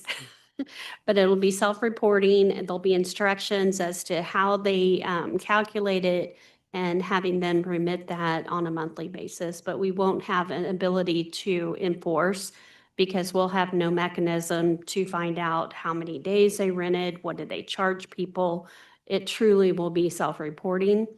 The only final thing that I would add is that there's likely a tax form that we'll need to provide to these people that do remit their taxes to us at the end of the year, because they might claim that as a business expense. And so we're researching exactly what form we would need to provide back. Okay. And Mr. Farley, do you have any other changes you wanted to point out? This is Mike Farley with the legal department. We just added a couple performance standards that are consistent with the current performance standards for short-term rentals that are receiving a special use permit. So any of the ones that we felt were necessary, well, not too much of a hindrance to applicants, so that we can get a higher rate of acceptance, but then at the same time also protecting neighbors. So this is going to be things like making sure that the rental number that you are given through Acela is up in the house, and a guest book that defines rules, including no parties. That's going to be a restriction. That's a restriction already for short-term rentals. And that would be consistent here as well as providing contact information for the property owner or a nearby property manager, as well as a fire escape plan for the house. Okay.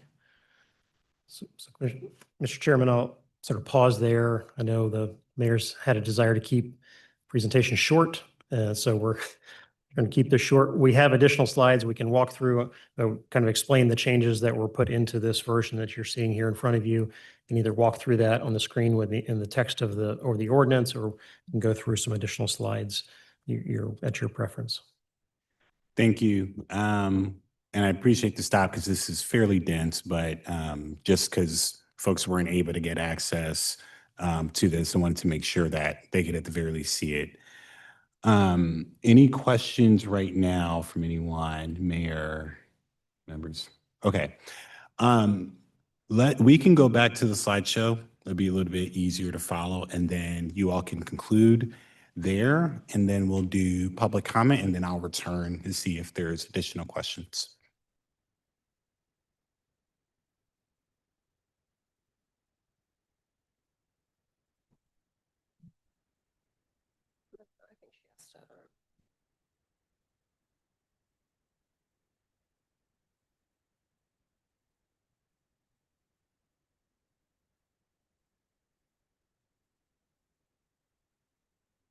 Okay, Alyssa Morrissey, Planning. So getting back to what we're actually looking at in front of us. So again, these are going to be changes to Chapter 19 of our ordinances. That's relating to the licensing portion of this.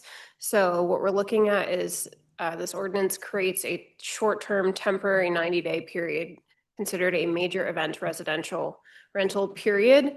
And this again outlines the process of it being a license process.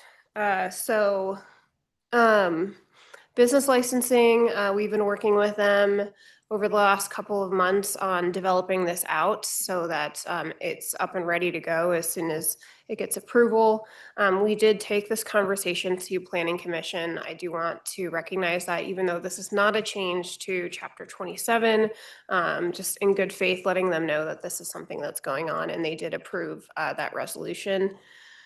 The other thing, too, that this would change from what the current process is under planning is that it would remove the one per block limit.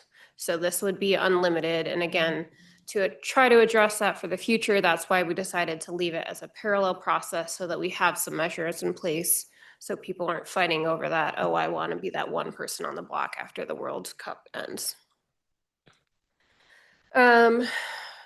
So again, it's from May 1st to July 31st. So that means after July 31st, you are no longer compliant. And we do have some enforcement measures we will go through shortly to kind of show that. But really the impetus behind this is twofold. One, we know it's coming and we want to be able to track it for safety reasons. And two, we also do want to lower the barrier to entry so that our community members can benefit from the revenue coming into the community. So what this will look like is that the NRC, their licensing division, will be administering this. It's an administrative process. It will require an online application. Again, all of the requirements are outlined in this ordinance that's in front of you. Those things, a lot of those are mimicking the short-term rental ordinance in the planning side, with a few of those exceptions that we've already mentioned. So again, this would require a third-party inspection of life safety items. Again, keeping in mind that we're probably going to have an influx of these, and it would take up a lot of staff time to do those inspections. And then this last part here is the enforcement measures I was talking about. Though we're trying to make this a little bit easier and more attainable for folks, we also want to recognize that it can be a safety issue if you're not compliant with these things. So the change here is heavier violations and kind of a swifter violation period. Generally speaking, what it would look like as an applicant, you pay for your third-party inspection fee, and then you pay for your application fee. I will say the application fee we have not settled on. That typically comes from county administrator's office. I think that's a discussion worth having. What we're seeing around the region is generally around $50, so most places are lowering the fee. And again, we talked a little bit about this last time, but what are those neighbors doing? Lawrence already has it as a license, already has it around $50. They actually just voted on removing the limit to the number of STRs a single entity can have. So that's no longer capped at 3 for the World Cup period. Casey Mo's doing a major event period for almost the exact same time frame. Again, they reduced their fees. That also goes through licensing, and you're seeing that kind of thing happen across the metro. So similar in Parkville, Independence is pretty open as well. I'll take over this.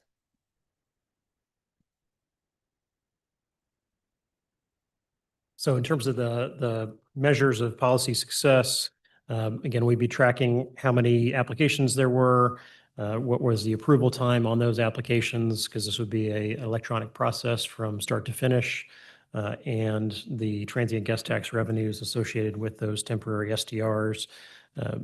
Again, this would be pretty easy to track, we think, because it's coming through the major booking platforms and being remitted to the state, and ultimately the portion back down to the unified government.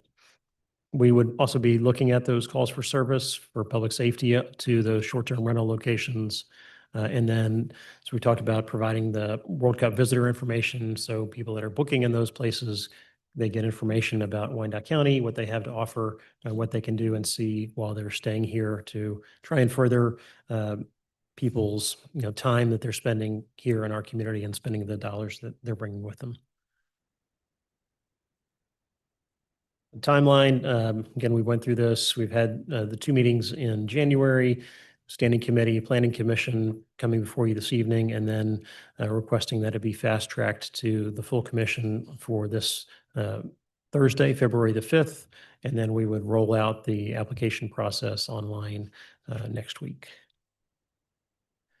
That's all that we had behind this in the, is some of the additional stuff we presented at the last meeting about the World Cup more generally. Didn't want to spend time on that with you all this evening. Happy to answer questions. Thank you. Committee, hold your questions for now. Want to hear from the public, and then we'll go ahead and discuss. Clerk, did we receive any comments for this item? No comments were received. Any hands raised online?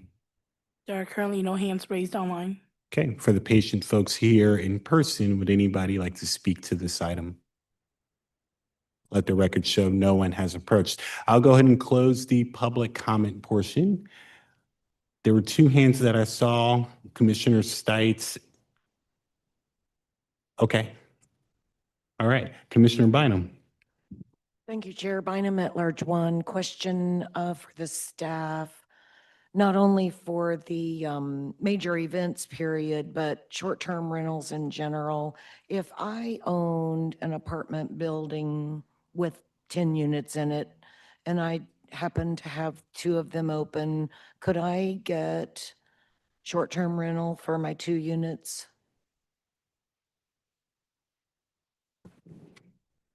Mike Farley, Legal Department. Commissioner, are you talking about a short-term rental for the World Cup under the major Either events? way, whether I wanted to do just for the major events or if I just wanted to offer up 2 of my units as short-term rentals. Okay. I'll answer for the special use permit process, the normal process that we go through first. In that case, I do not know the ratio off the top of my head, but I know that using apartment units is allowed. There was a bonus that if you actually lived in the apartment yourself and were, a landlord for the rest of the tenants, you'd actually get a short-term rental bonus there, much like an actively occupied property. As far as it goes for the major events,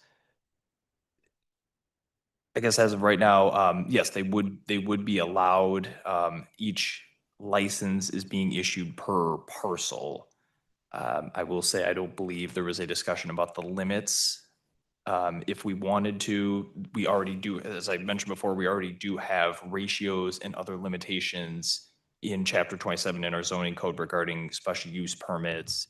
If there was a concern that needed to be better defined, we could certainly pull that language and bring it into here, much as we did with the performance standards. And so if someone were interested in doing that, they could pursue that. That is correct. They could apply for a major event residential rental license through the NRC. Okay, thank you. Thank you so much. Question, Commissioner Howard. Howard, District 1. One follow-up question, Mr. Farley. So I did hear you say that it's per parcel. That is correct. All these, the special use permit for short-term rentals and the license are assigned on a parcel basis and in this case would define how many units that there would be allowed. I agree that the code is currently silent as to the number of units in a multifamily building. Okay, so that still works with the only having one on the block, short-term rental. So if there was a short-term rental with just a single family home, and then you had a short-term rental with multiple units, would that be conflicting with the one short-term rental limit? Yes, I think if I understand your question correctly, if we're talking about just the special use permit limitation, that again normally applies outside of things like the World Cup, like this new scheme that we're creating, only one parcel on the block may have a short-term rental. So if that parcel happens to be a multi-family building, there are still limitations. You cannot use every single unit. Unfortunately, I don't have that in front of me, and I don't remember the exact ratio. And I'd almost not even want to quote what it might be, but you could have about 1 or 2 units for a smaller apartment building and a couple more. But yes, that would be the 1 per block under the current special use permit standard. In the case of getting a major event rental license, that wouldn't apply because again, that is a license that is a separate scheme from the normal short-term rental special use permit process. So if I may, I'm sorry, Rachel Miskey, Neighborhood Resource Center. Currently, we do residential rental licenses. They're per unit or per building. So in the event that we would allow an apartment building to utilize 2 units, I believe we would license those 2 separate units as a major event short-term rental license. So they would have a license for unit 5 and a license for unit 10. Same thing if you had a townhouse and you had 3 or 4 units. If you're only doing 1, we would just get you for 1. If it was going to be 2 of the 4 were going to be available, then we would have you licensed for all 4 of them. Thank you for clarifying that. No more questions, Chair. Thank you. And I do want to emphasize 2 things.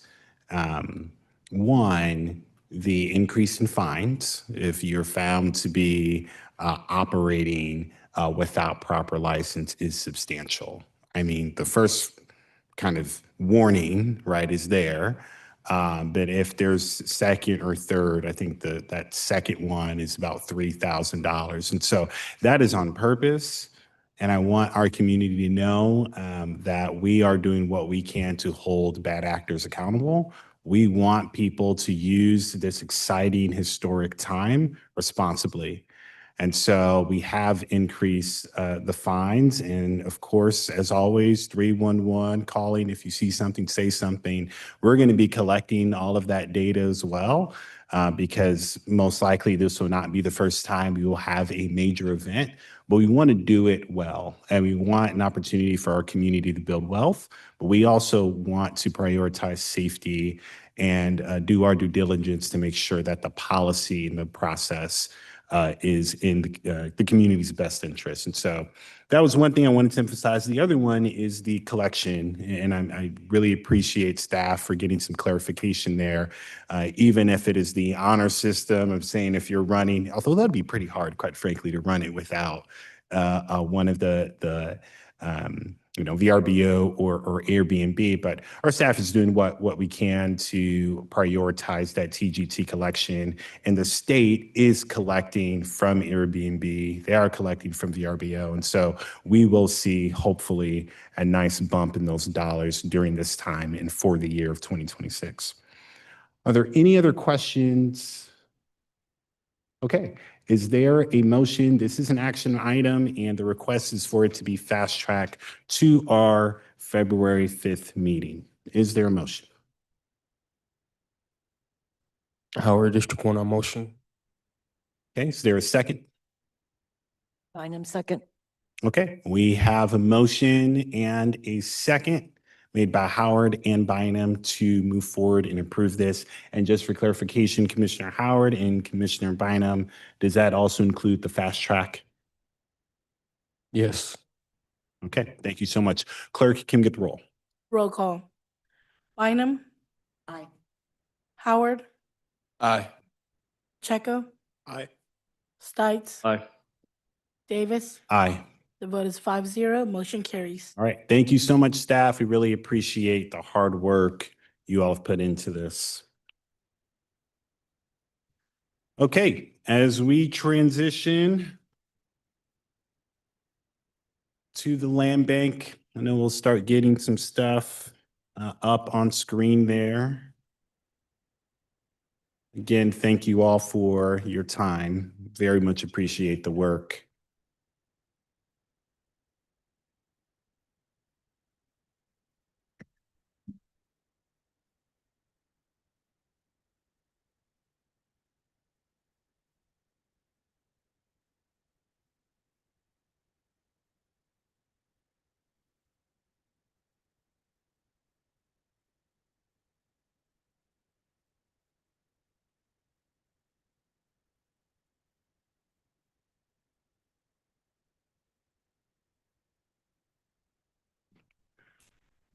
Okay, Mr. Sutton, Mr. Knapp, you all said there were some changes regarding our agenda for the land bank, and so please take it away.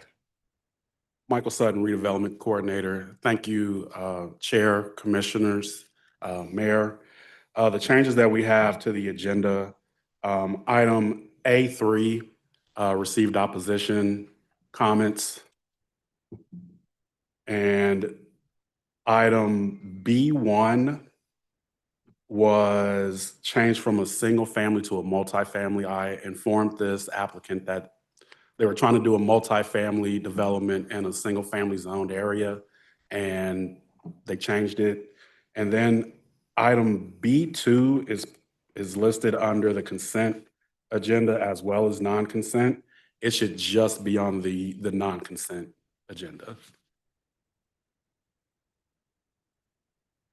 Thank you so much. And again, when we say consent and non-consent, we're talking about feedback from neighborhoods or feedback from the Land Bank Advisory Board. And so that's what we are meaning when we say non-consent. If there was a comment that was not favorable to that application, then that's where we separated.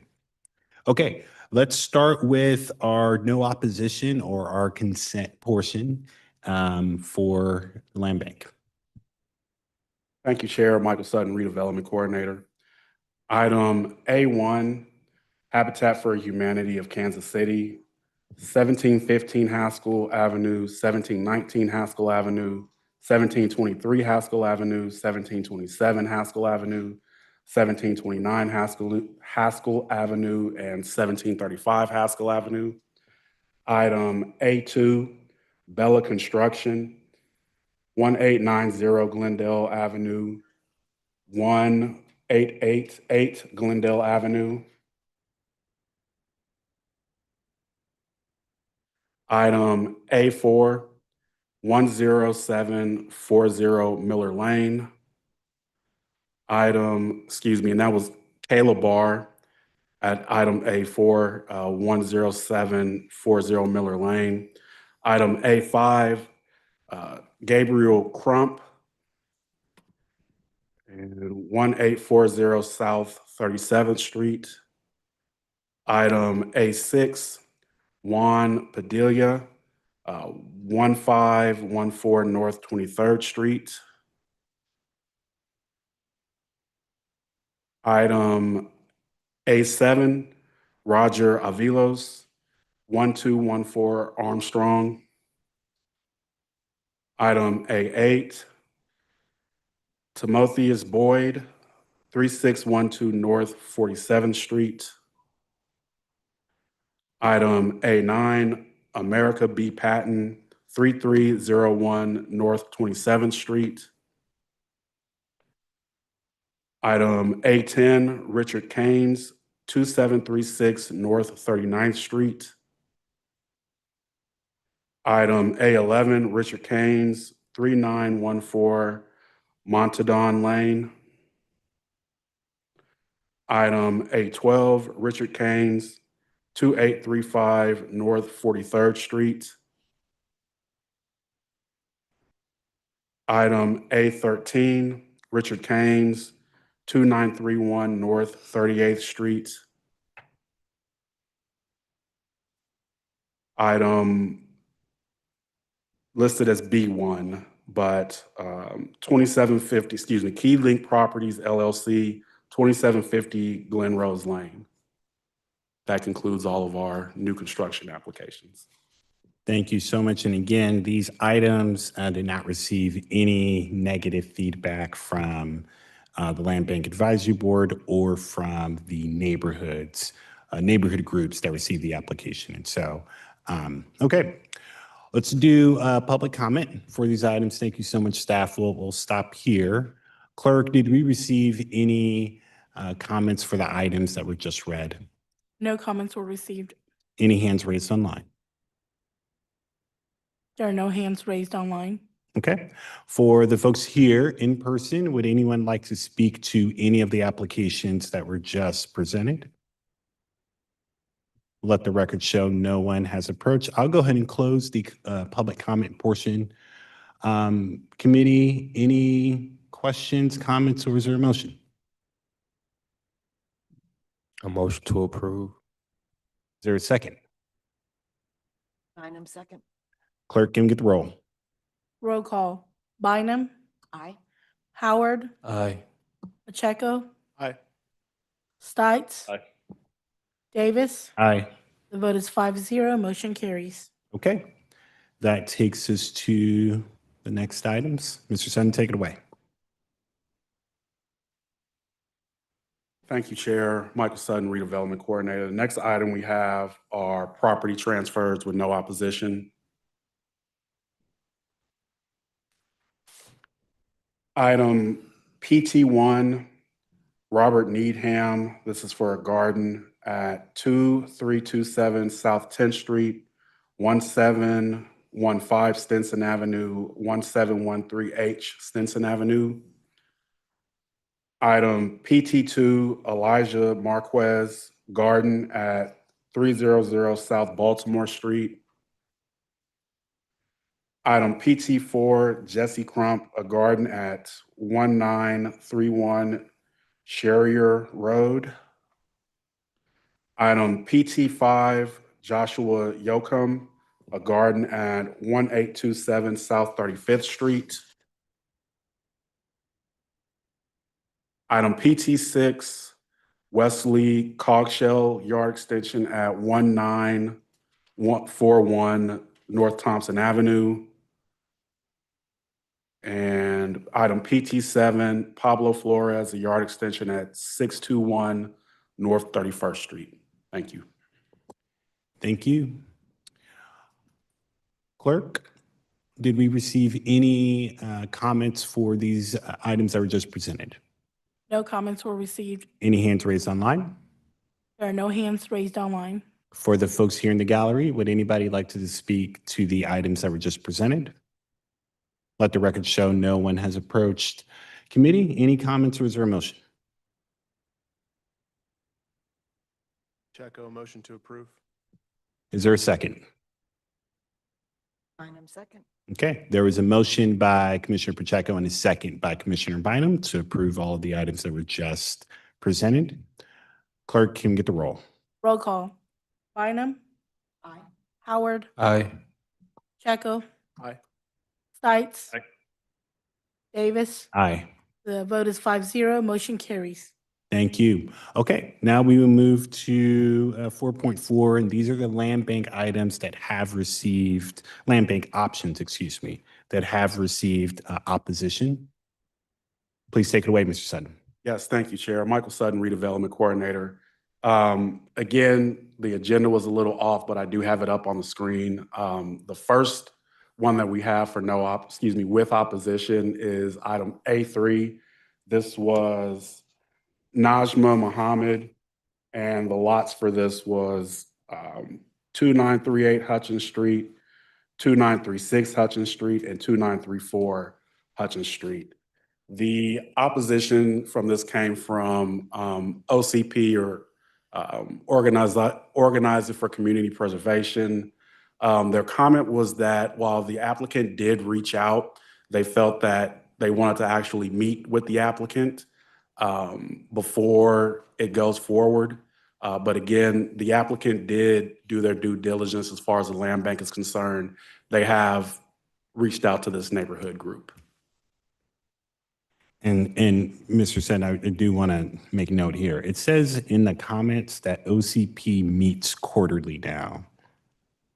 Has that always, I don't know if commissioners, if you all know if that's always been the case.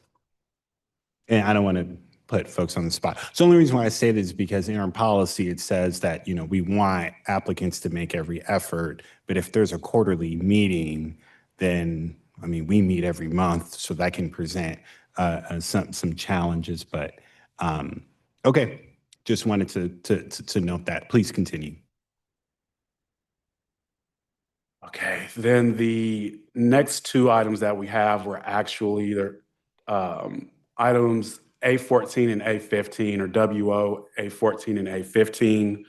These items were actually held from a previous meeting. I'm trying to see, from the January 1st meeting. The original comments was OCP has expressed concerns about the pricing and is also concerned that the parcels that were awarded were not part of the original parcel request. And they also submitted some additional comments. I could read those if you'd like. It was just too long to include in our form. Yeah, please. Give me 1 second, excuse me.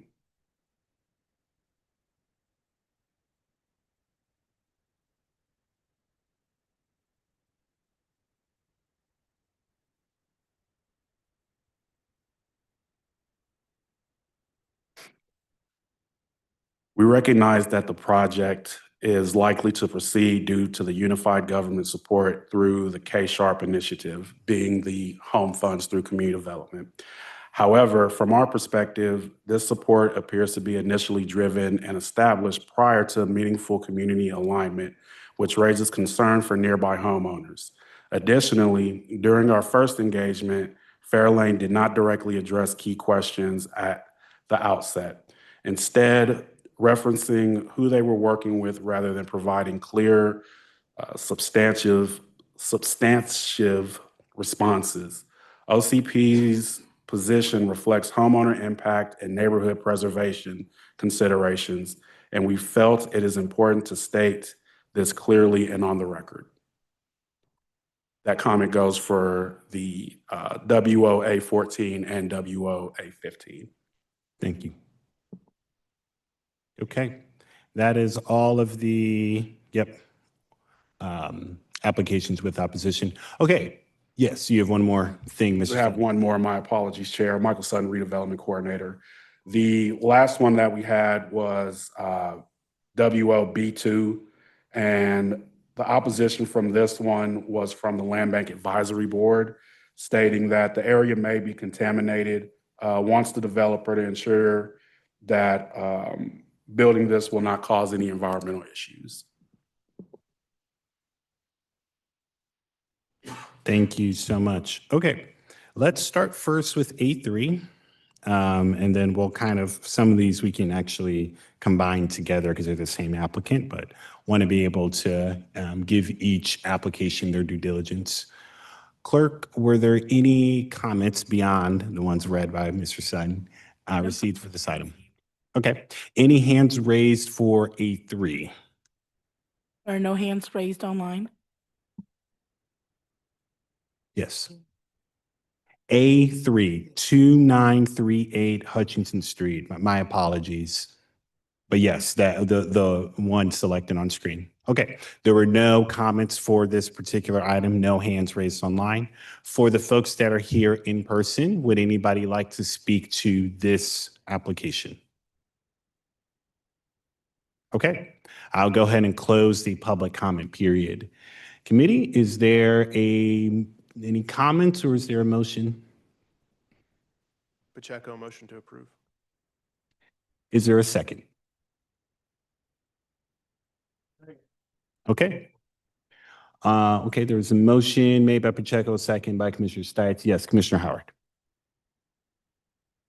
So this WA3, what was it? Yes, Commissioner Michael Sutton, Redevelopment Coordinator. So we got this comment relatively late in our process, and so that's why it's not updated on your agenda. But if anything receives negative opposition from neighborhood group, from the Land Bank Advisory Board, or any concerned citizens, we put that WO in front of it to notate that, hey, this has received some type of comments. We need to put this to the side to discuss.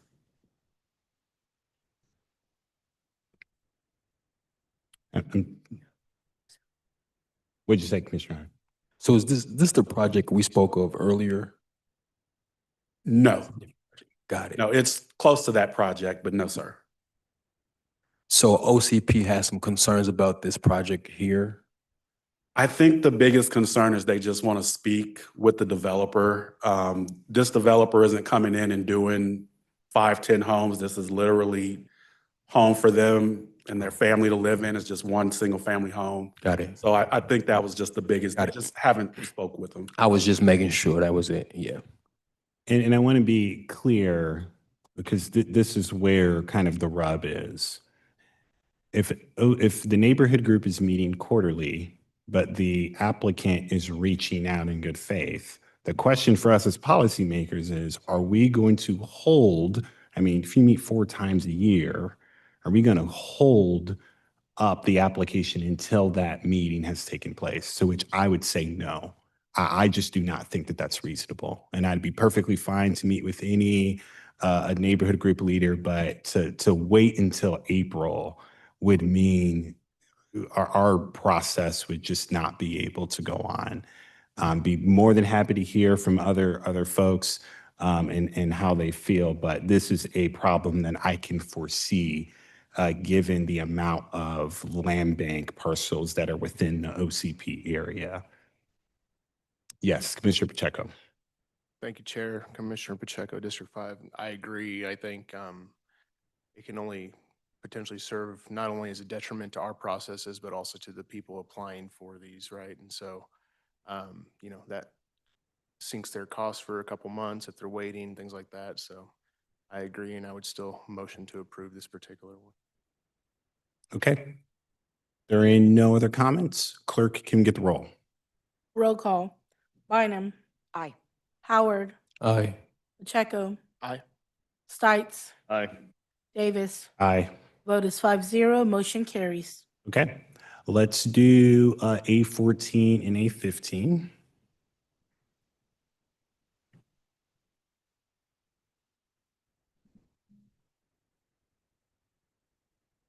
Okay.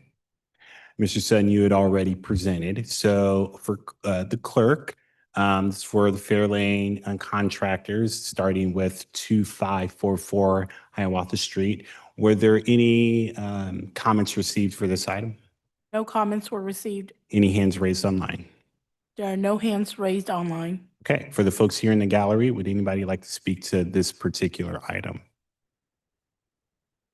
Okay, let the record show no one has approached. Let's do A15 because they are the same applicant. Okay, and this one starts at 1523 Haskell Avenue. Clerk, did we receive a comment for this item? No comments were received. Any hands raised online? There are no hands raised online. For the folks that are here in person, would anybody like to speak to this item? Let the record show no one has approached. I'll go ahead and close the public comment portion here.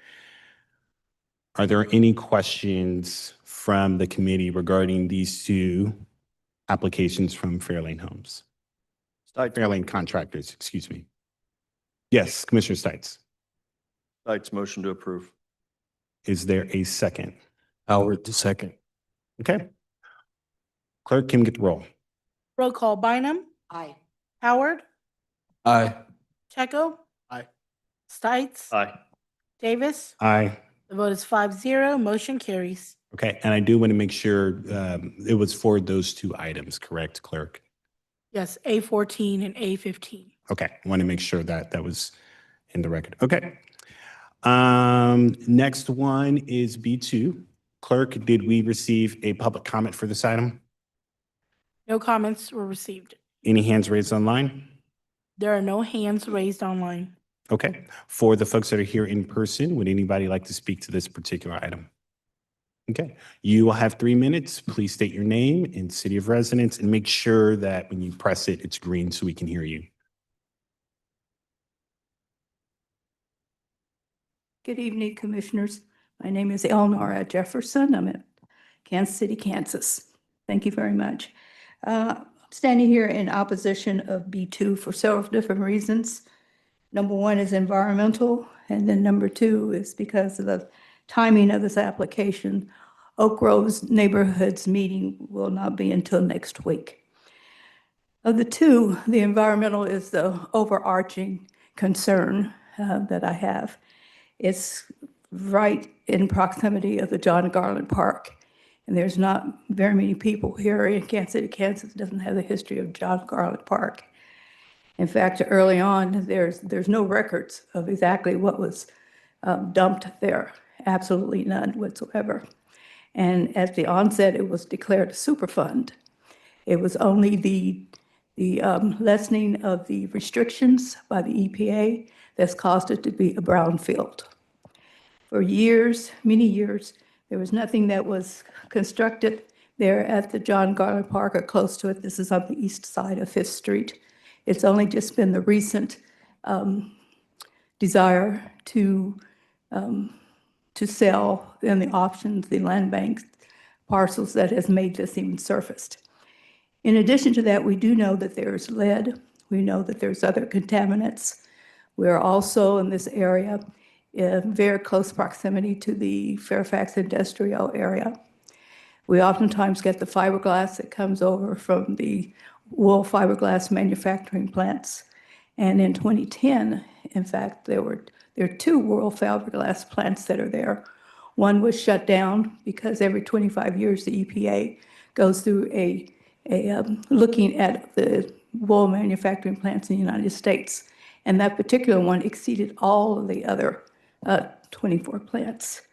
But back to the lead. Currently, OCP, as you will know, we're working to develop a redevelopment plan. As part of that, we have applied and we're in line to receive funds to do the phase 1 and phase 2 assessments, and as well as cleanup when the time is appropriate. We're going after You have 1 minute remaining. we're going after a second funding request because that first request will only be for the land bank parcels. But there are those of us who definitely need to have our parcels looked at. The other thing is, and this is new, this is in the process, I've been working very well with Ms. Marcy on this, the procedures that are followed on these particular lots. Some applicants, depending upon their funding, are required to do some types of assessments, and some applicants are not required. There are some applicants who say, okay, well, what I can do is just overturn the dirt, and that'll take care of the issues. I submit, though, that that is taking a risk. I know for a fact in some property that I own, the EPA about 10, 15 years ago had done an analysis of parcels, about 10 to 15 of them, in the counties of Johnson, Jackson, and Wyandotte. Of the parcels that were submitted, the parcel at Fifth and Haskell was the worst. And so that had to Time be. has expired. You can continue. Okay, thank you very much. So it took various remediation processes to get rid of that lead. The other piece of this is that with that type of allowability, if you will, to either assess or remediate it or not, then that means, especially in a multifamily, I'm going to presume that there's a possibility of having children that would be in these particular units. We know for a fact that blood poisoning is a very serious toxic. So what I'm here to ask is that this application, my recommendation is this application not be approved. And at the very minimum, or even in conjunction with that, that the applicant talk to the neighborhood groups, as well as meet with planning and so forth. We've got plenty of lots.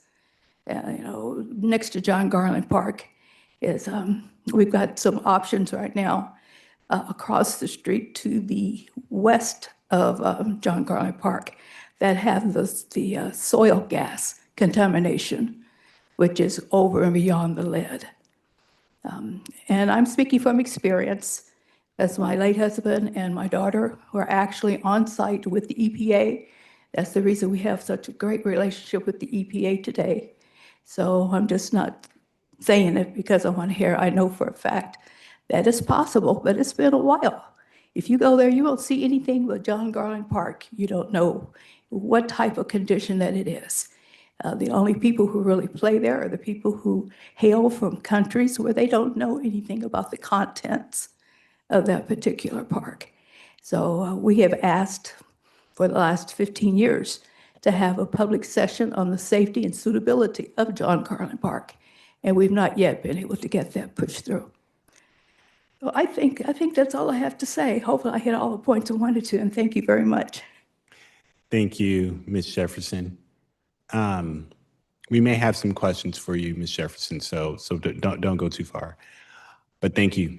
Were there any other comments for this particular item? Okay. I'll go ahead and close the public comment period. Ms. Jefferson, I do want to get just clarifying. Are you saying you have evidence that these particular parcels on the screen are indeed contaminated? The only evidence that I have, Commissioner, is that there were the two houses that were on that east side of Fifth Street where this application is. I want to say around 2009, 2010, Bob Roddy, who was Director of Public Works, and Lavert Murray, who is the Director of Economic Development, went together to purchase those homes and demolish the homes.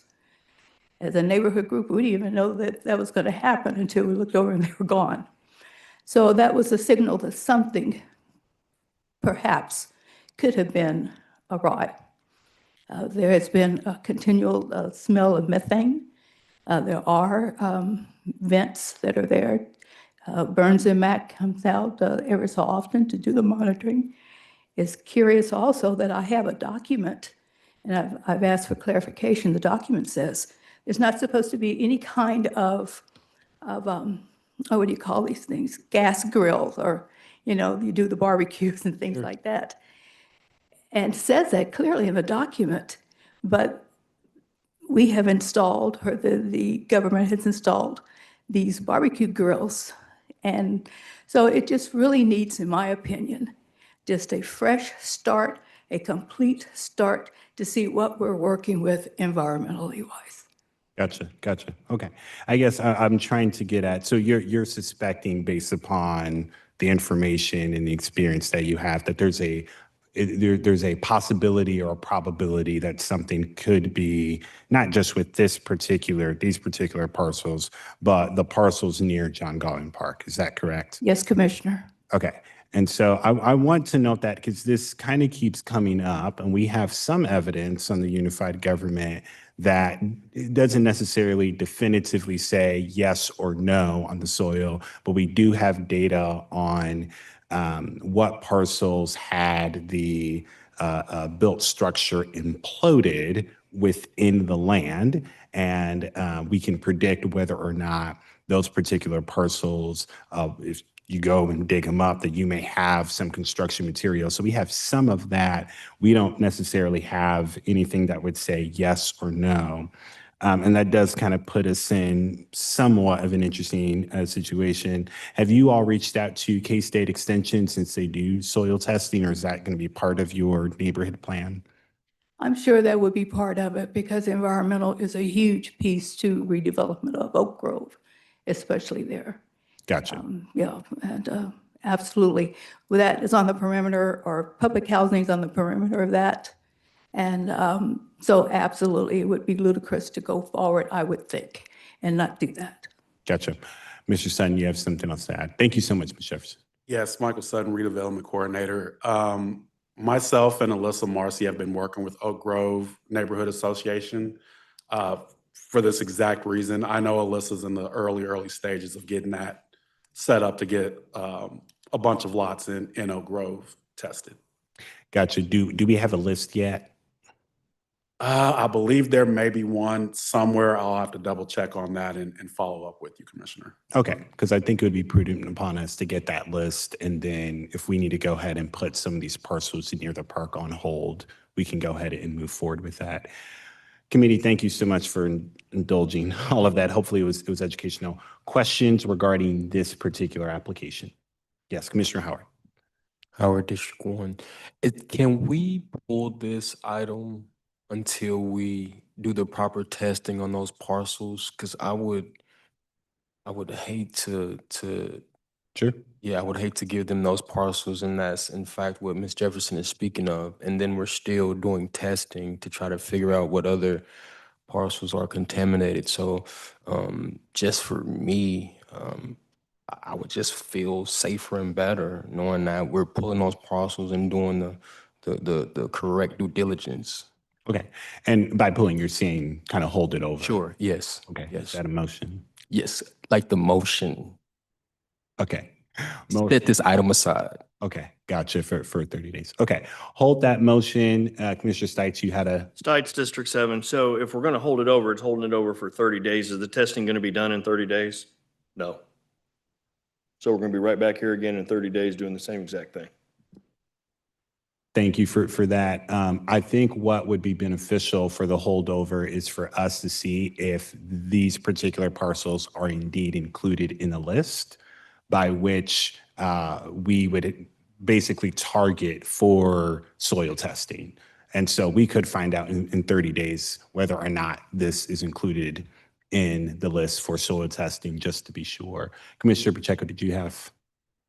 Okay. Okay, yeah, Commissioner Stites. Stites District 7. So could we not just put it as a stipulation in the approval that they have to have that soil testing done prior to a building permit being issued?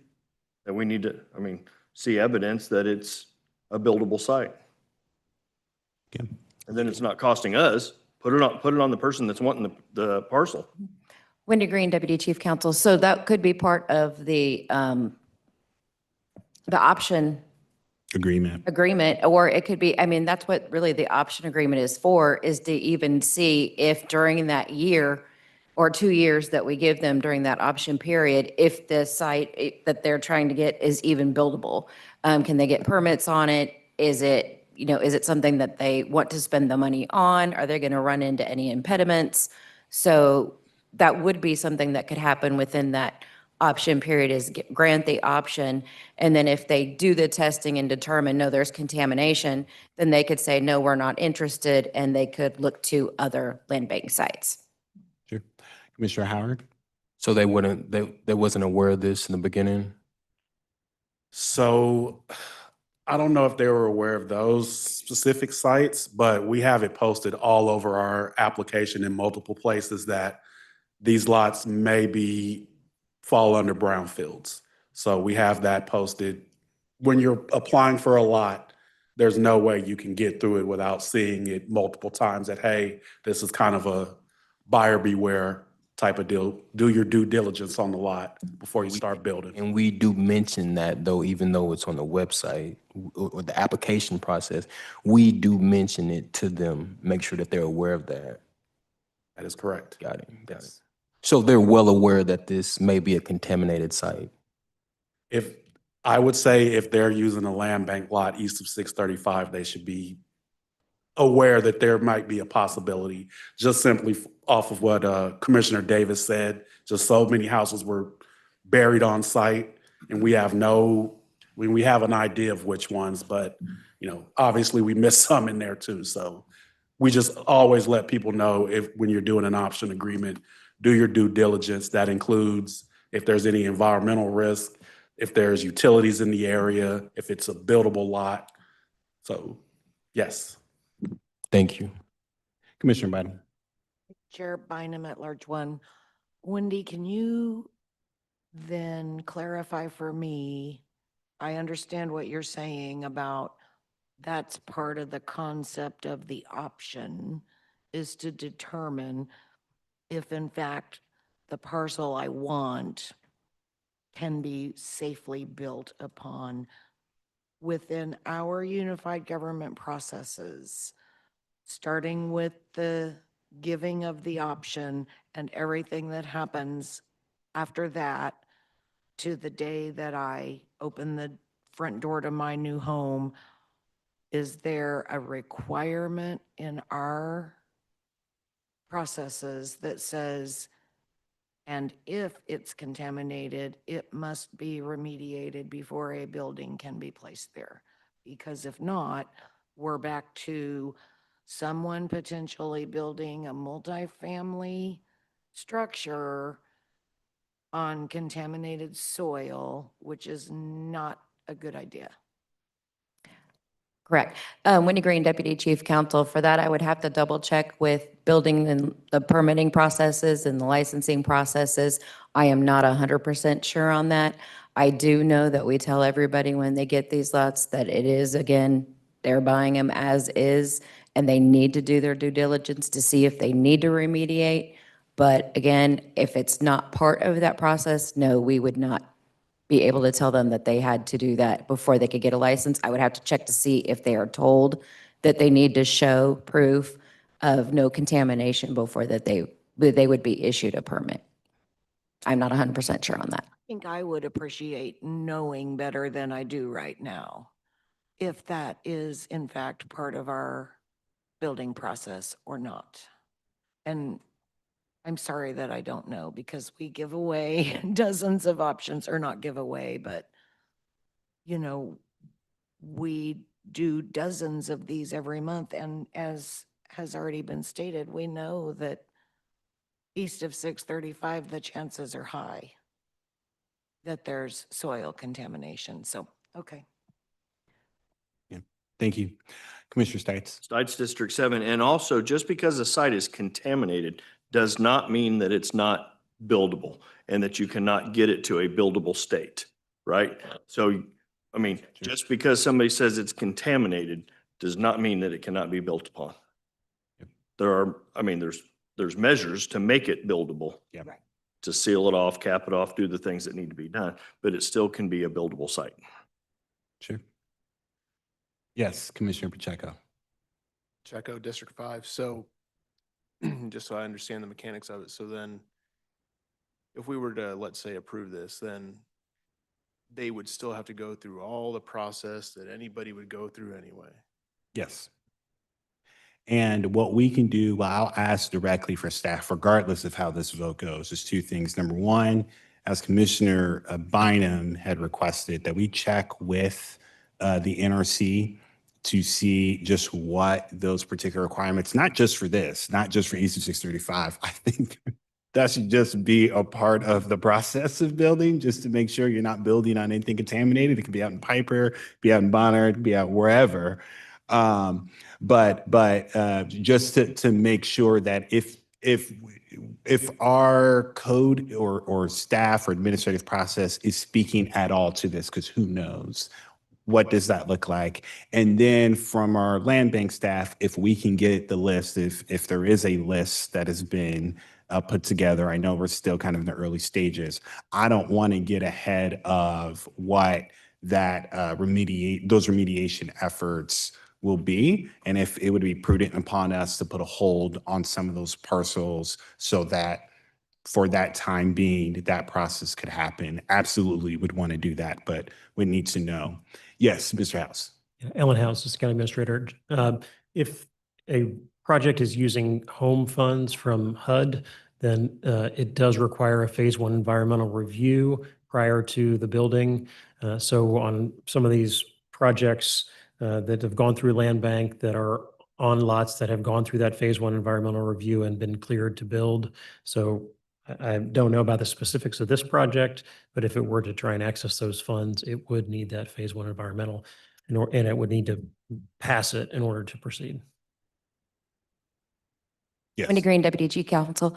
We will be having a resolution as an item on the next meeting for a hold of a significant number of parcels that Alyssa Marcy will be trying to, she's getting a grant for, to try to do some testing on, and hopefully some remediation, possibly with grant funds, so that there will be a list coming to you next month. Gotcha. And there is a way to teach people how to test their soil, and that's what the K-State Extension does. So maybe it'd be good to have them come here as well and kind of explain to us the process, just to give not just us here, but the community a little bit more education about this to make sure that we're good to go. Bless you. Okay, there was a motion and a second. Oh, okay. I thought there was a motion to approve subject to the soil remediate soil testing. Commissioner Stites, you didn't. I didn't make any motion. I Hold on. Clerk. I have Commissioner Howard with the motion, but that's all I have. Okay. Okay, and your motion was to hold over? Okay. Gotcha. So do you want to keep your motion or are you going to withdraw it? Okay, so that motion has been withdrawn. Stites motion to approve is submitted. Motion to approve. Is there a second? Checo, second. Okay, clerk can get the roll. Roll call. Bynum? Howard, Aye. Checo, Aye. Stites, Davis, I'm going to say no. motion fail, 3-2. Okay. Staff, let's reach out to that applicant and then let's get verification on what that resolution is. If they want to come back and apply and we get more information, great. If they are included, then let's just redirect them to another landing parcel. Okay, let's move on to the next item, which is the property transfer. Yes, Michael Sutton, redevelopment coordinator. WO PT3, David Winterstrom. He applied for a garden at 6226 Garfield CV. And the comment we had was from their HOA stating the HOA would like to review the projected family garden and address in a way that maintains the enjoyment of the garden while also ensuring it does not negatively impact surrounding homes or violate community guidelines. Gotcha. And this countryside, is that okay? That's why. Okay, I see some constituents there. Hold on. We're about to get to you. You're good. You're good. Thank you all for being patient. It all makes sense now. Okay. Were you done, Mr. Sutton? That was it. Yes. Okay. Thank you. Awesome. Let's go ahead and do a public comment. Clerk, can we? Was there a comment for this item? No comments were received. Any hands raised online? There are no hands raised online. Okay. Please come over. Just need your. I do have a petition from the members of our home association as well. Awesome. We just need your name. My name is Frenchie Hooks, and I'm president of the HOA at Countryside West. I'm here before you today, and thank you for allowing me the opportunity to speak. We're the undersigned residents respectfully submit this petition to formally object to the property located at 6226 Garfield Cove for the purpose of operating and maintaining a garden. The objection is based primarily on noise concerns associated with garden-related activities. The participated use of equipment, increased foot traffic, vehicles, and ongoing maintenance activities would generate noise that is inconsistent with the residents' character and the residential neighborhoods, would negatively impact the owner's quiet enjoyment of their property. Additionally, such use raises concerns regarding disruption of community, potential increase in activity levels beyond the customary for the residential property, and adverse effects on the neighborhood livability. For these reasons, we respectfully request that 6226 Garfield Cove for garden use be reconsidered or denied, and that property remain in compliance with its intended residential purpose and applicable community standards. Thank you very much for your time and consideration on this matter, and we appreciate your attention for the concerns of our surrounding residents. Thank you, concerned residents of Countryside West. Thank you so much, Ms. Hooks. Questions? Well, we'll get to questions for you in case there are some. For the folks that have been patiently waiting, would anybody else like to speak to this item? Okay. All right. We'll go ahead and close the public comment portion. And then if there are some questions, Ms. Hooks, we'll definitely let you know. That way you can answer. Do you want the petitions? Yes, you can hand them over to our clerk, staff over here, and they can also give us the petition as well. Thank you. Yes, thank you for your patience. Okay, I will go ahead and close the public comment portion for this. Is there, yes, Commissioner Stites. Stites, District 7. So is the applicant a resident right there close? Are they? Michael Sutton, redevelopment coordinator. That is correct. The applicant is, oops, sorry, right here. So it would, I'm guessing that it would be their intention to just kind of walk through to get to it, or is that? That is correct. So any adverse conditions or effects from this garden would be affecting him, correct? Or her, or who, the applicant, right? I think that's fair. Right. So what is the size? Oh, So it's not, it's just barely over 2/10 of an acre? That is correct, yes. So I can only imagine that the farming equipment, if you will, or gardening equipment probably would be a tiller, garden tiller that anybody uses in their gardens and at any house. I mean, a 2/10 of an acre is very small. I don't know. I guess sure seems like a good use of some land to me. Thanks. Thank you. Ms. Hooks, if you don't mind, I do have a question for you, just so I could get some clarity. Sure. So, Mr. Winstrom, am I saying that? I think so. Have you met with the applicant? No. You all have not. Has the applicant tried to contact you all? Okay, gotcha. Meeting as well. We've had, our last meeting was the second week of December. Okay, when do you all meet again as HOA? Meet again in March. In March, okay. Gotcha, okay. Mr. Sutton, did you have anything to add? Yeah, just a couple points of, I guess, context around this.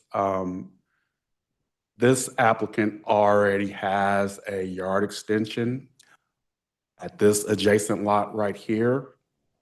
And then also when it concerns to this lot is completely landlocked. It looks like it was platted at some point, but it never got completely built out. So the odds of that actually getting built out are probably slim to none. So just a little bit of extra context with it. Thank you.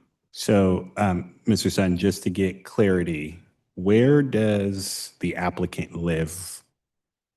1908. That is correct. And they're applying for a garden, but it's not their backyard. It is kind of through this wooded area in another subdivision. I mean, that's what it looks like. I believe it was from what it looks like to me, it was all platted to be one part of one larger subdivision, and the second half of it just didn't get built for whatever reason.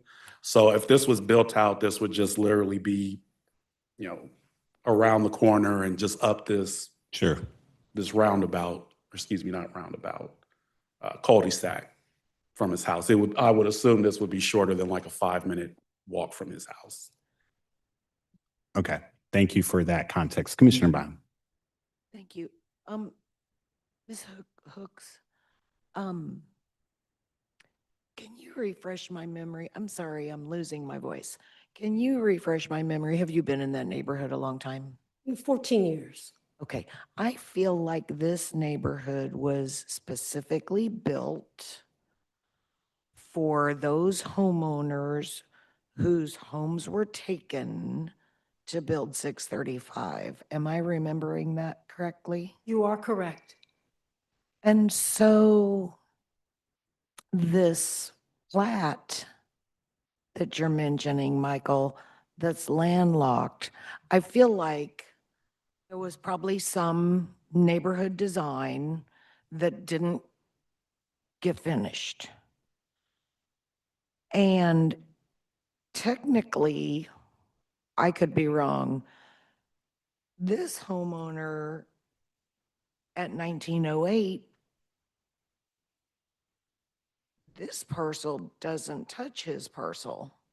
So he doesn't qualify for this yard extension per the policy. So Michael Sutton, redevelopment coordinator, just a point of clarification. For a garden, they do not need to have adjacent yards. So he was able to get, or they were able to get a yard extension at 1900. That's because it's directly adjacent to their property. Okay. That's why gardens are a little gray area. So on the map, between the property that's his yard extension and the parcel that he'd like to have now, that larger vacant area that I can't see what its number is, 6015 maybe? That is correct. Who owns that? It's Relentless LLC. Relentless LLC. So it is privately owned, but probably not developable in the current state of the infrastructure of the neighborhood. Okay. That's a little bit more helpful.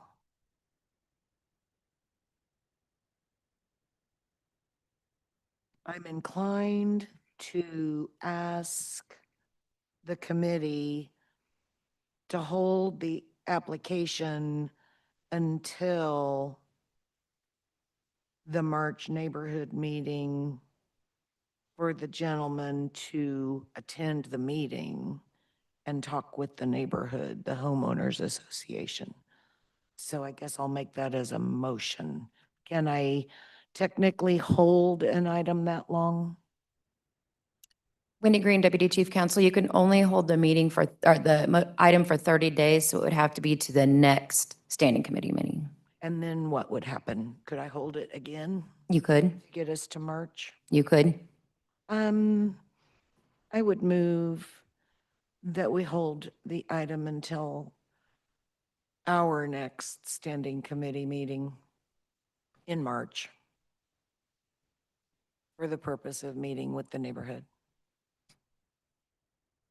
Thank you. I'll hold that motion here. Commissioner Stites and then Commissioner Pacheco. Heights District 7. So just like any of our other applications that come through, did we recommend that he reach out to the neighborhood association?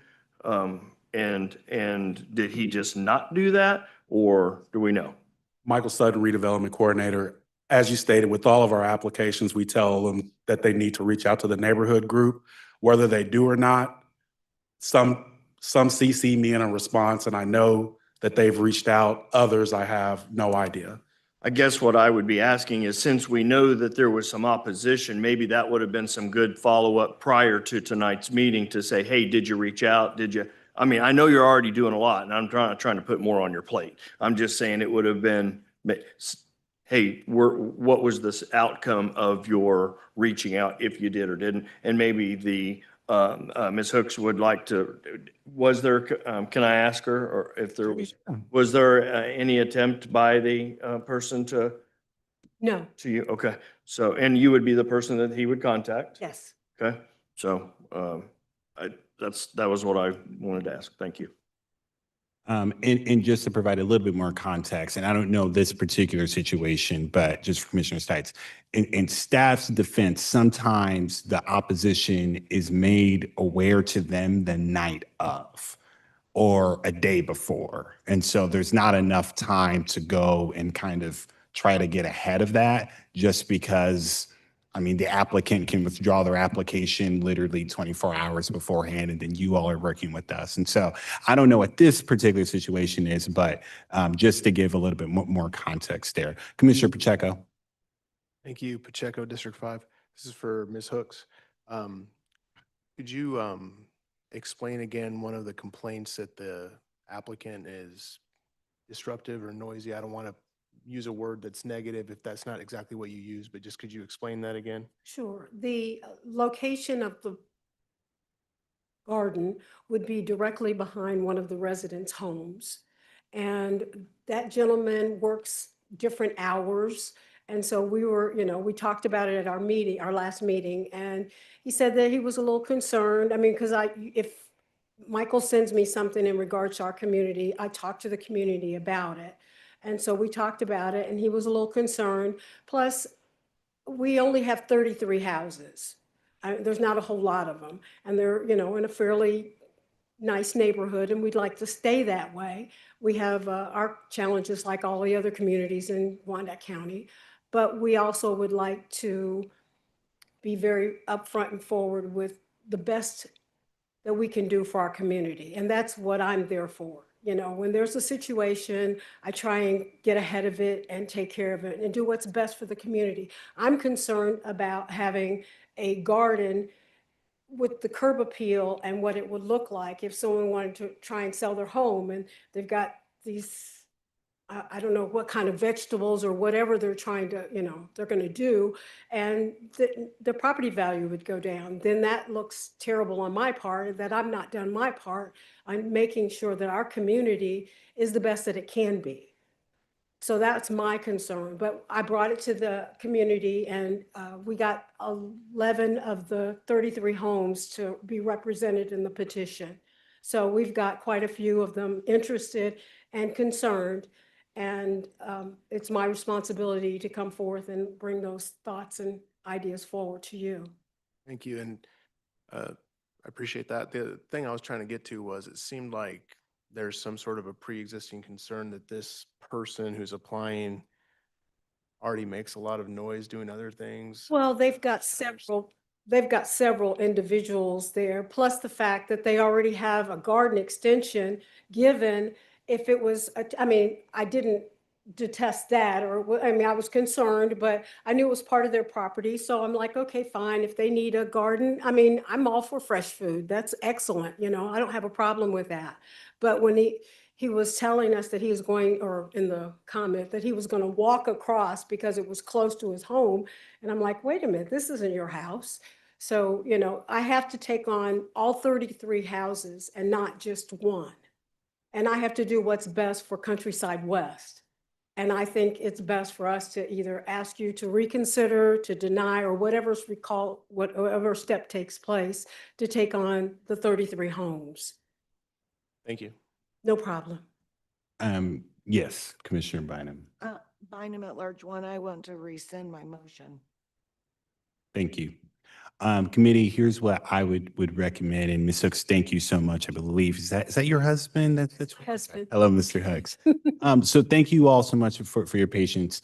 I would prefer we deny this application for two reasons. Number one, the applicant has already been awarded a yard extension, by which if they wanted to build an orchard or a garden or whatever, they can do so. And that yard extension is closer to their home of residence. What gives me pause is you already have the yard extension and then you're wanting it to do somewhere else. And then we've already heard from the neighbors that that may not be a good idea. That's one reason. The other reason is if we deny it, hopefully by March, if they're still interested, they have the conversation. We don't have to do this 30-day back and forth. And then if that conversation has happened and if there's a meeting of the minds, we can then reconsider this on different terms. So I'll go ahead and make a motion to deny WOPT 36226 Garfield. Yes, So not Commissioner. knowing the topography Stites District 7, we don't know if that's even suitable, the yard extension, to do a garden, right? I don't have any idea because, and maybe maybe you don't, I don't know. So for me to be able to say, well, if you want a garden, go build it on something you've already got. I don't have any idea if it's suitable for a garden. So, I have never felt like somebody that wants to, I don't know the distance from the guys. To me, it doesn't look like it's about maybe 150 or 50 to 100 feet back there to this. It's not like he's packing a sack lunch and have to ride a mule there or a horse or something. It's 50 feet back to a garden. And I've never felt like a garden has been something that would bring down the value of anybody's property. A 2/10 of an acre. And somebody that is going to run a tiller, any one of those 33 people that have houses around there that wanted to put in a garden could run a tiller and have the same amount of noise. So that's just my opinion. I made a motion for denial. Okay, there's been a second. All right. Clerk, can we get the roll? Roll call. Bynum, Aye. Howard, Aye. Pacheco, Aye. Stites, No. Davis. Aye. The vote is 4-1. Motion carries. Thank you so much. Thank you. Appreciate the conversation. Last item of the night. Thank you, Chair. Item 4.6, this is land bank transfers for a stormwater project If you all recall back in, sorry, I don't have anything to share on this one. If you all recall, I believe it was our August NCD. We had Public Works come up, and I believe we submitted for CSO 14. These are land bank lots that will need to be part of the combined sewer outflow project. And to go ahead and make sure that we get everything off of the land bank map and that we don't have people applying for these lots that we know Public Works is going to need at some point, we want to go ahead and get everything off of the land bank map. This actually is about 350 total lots. It's spread out. Oh, I'm sure you saw it in your packets. It's spread out over the Northeast. But we would just like to go ahead and officially get these lots off of the book, so to speak. And then also one other thing to note, while some of these lots will remain within Public Works purview, some of these lots also will be coming back into the land bank's inventory at some point. It'll just depend on what they'll need for each specific project. But this includes CSO 16, 17, phase 2 of 19, and then CSO 55. Thank you. Thank you. Do we have a timeline? It's Commissioner Davis. Is there a timeline for completion? Oh, do we have? Depends on the project. Can you come forward, please, just to give us a little bit of context, and then we'll end off tonight.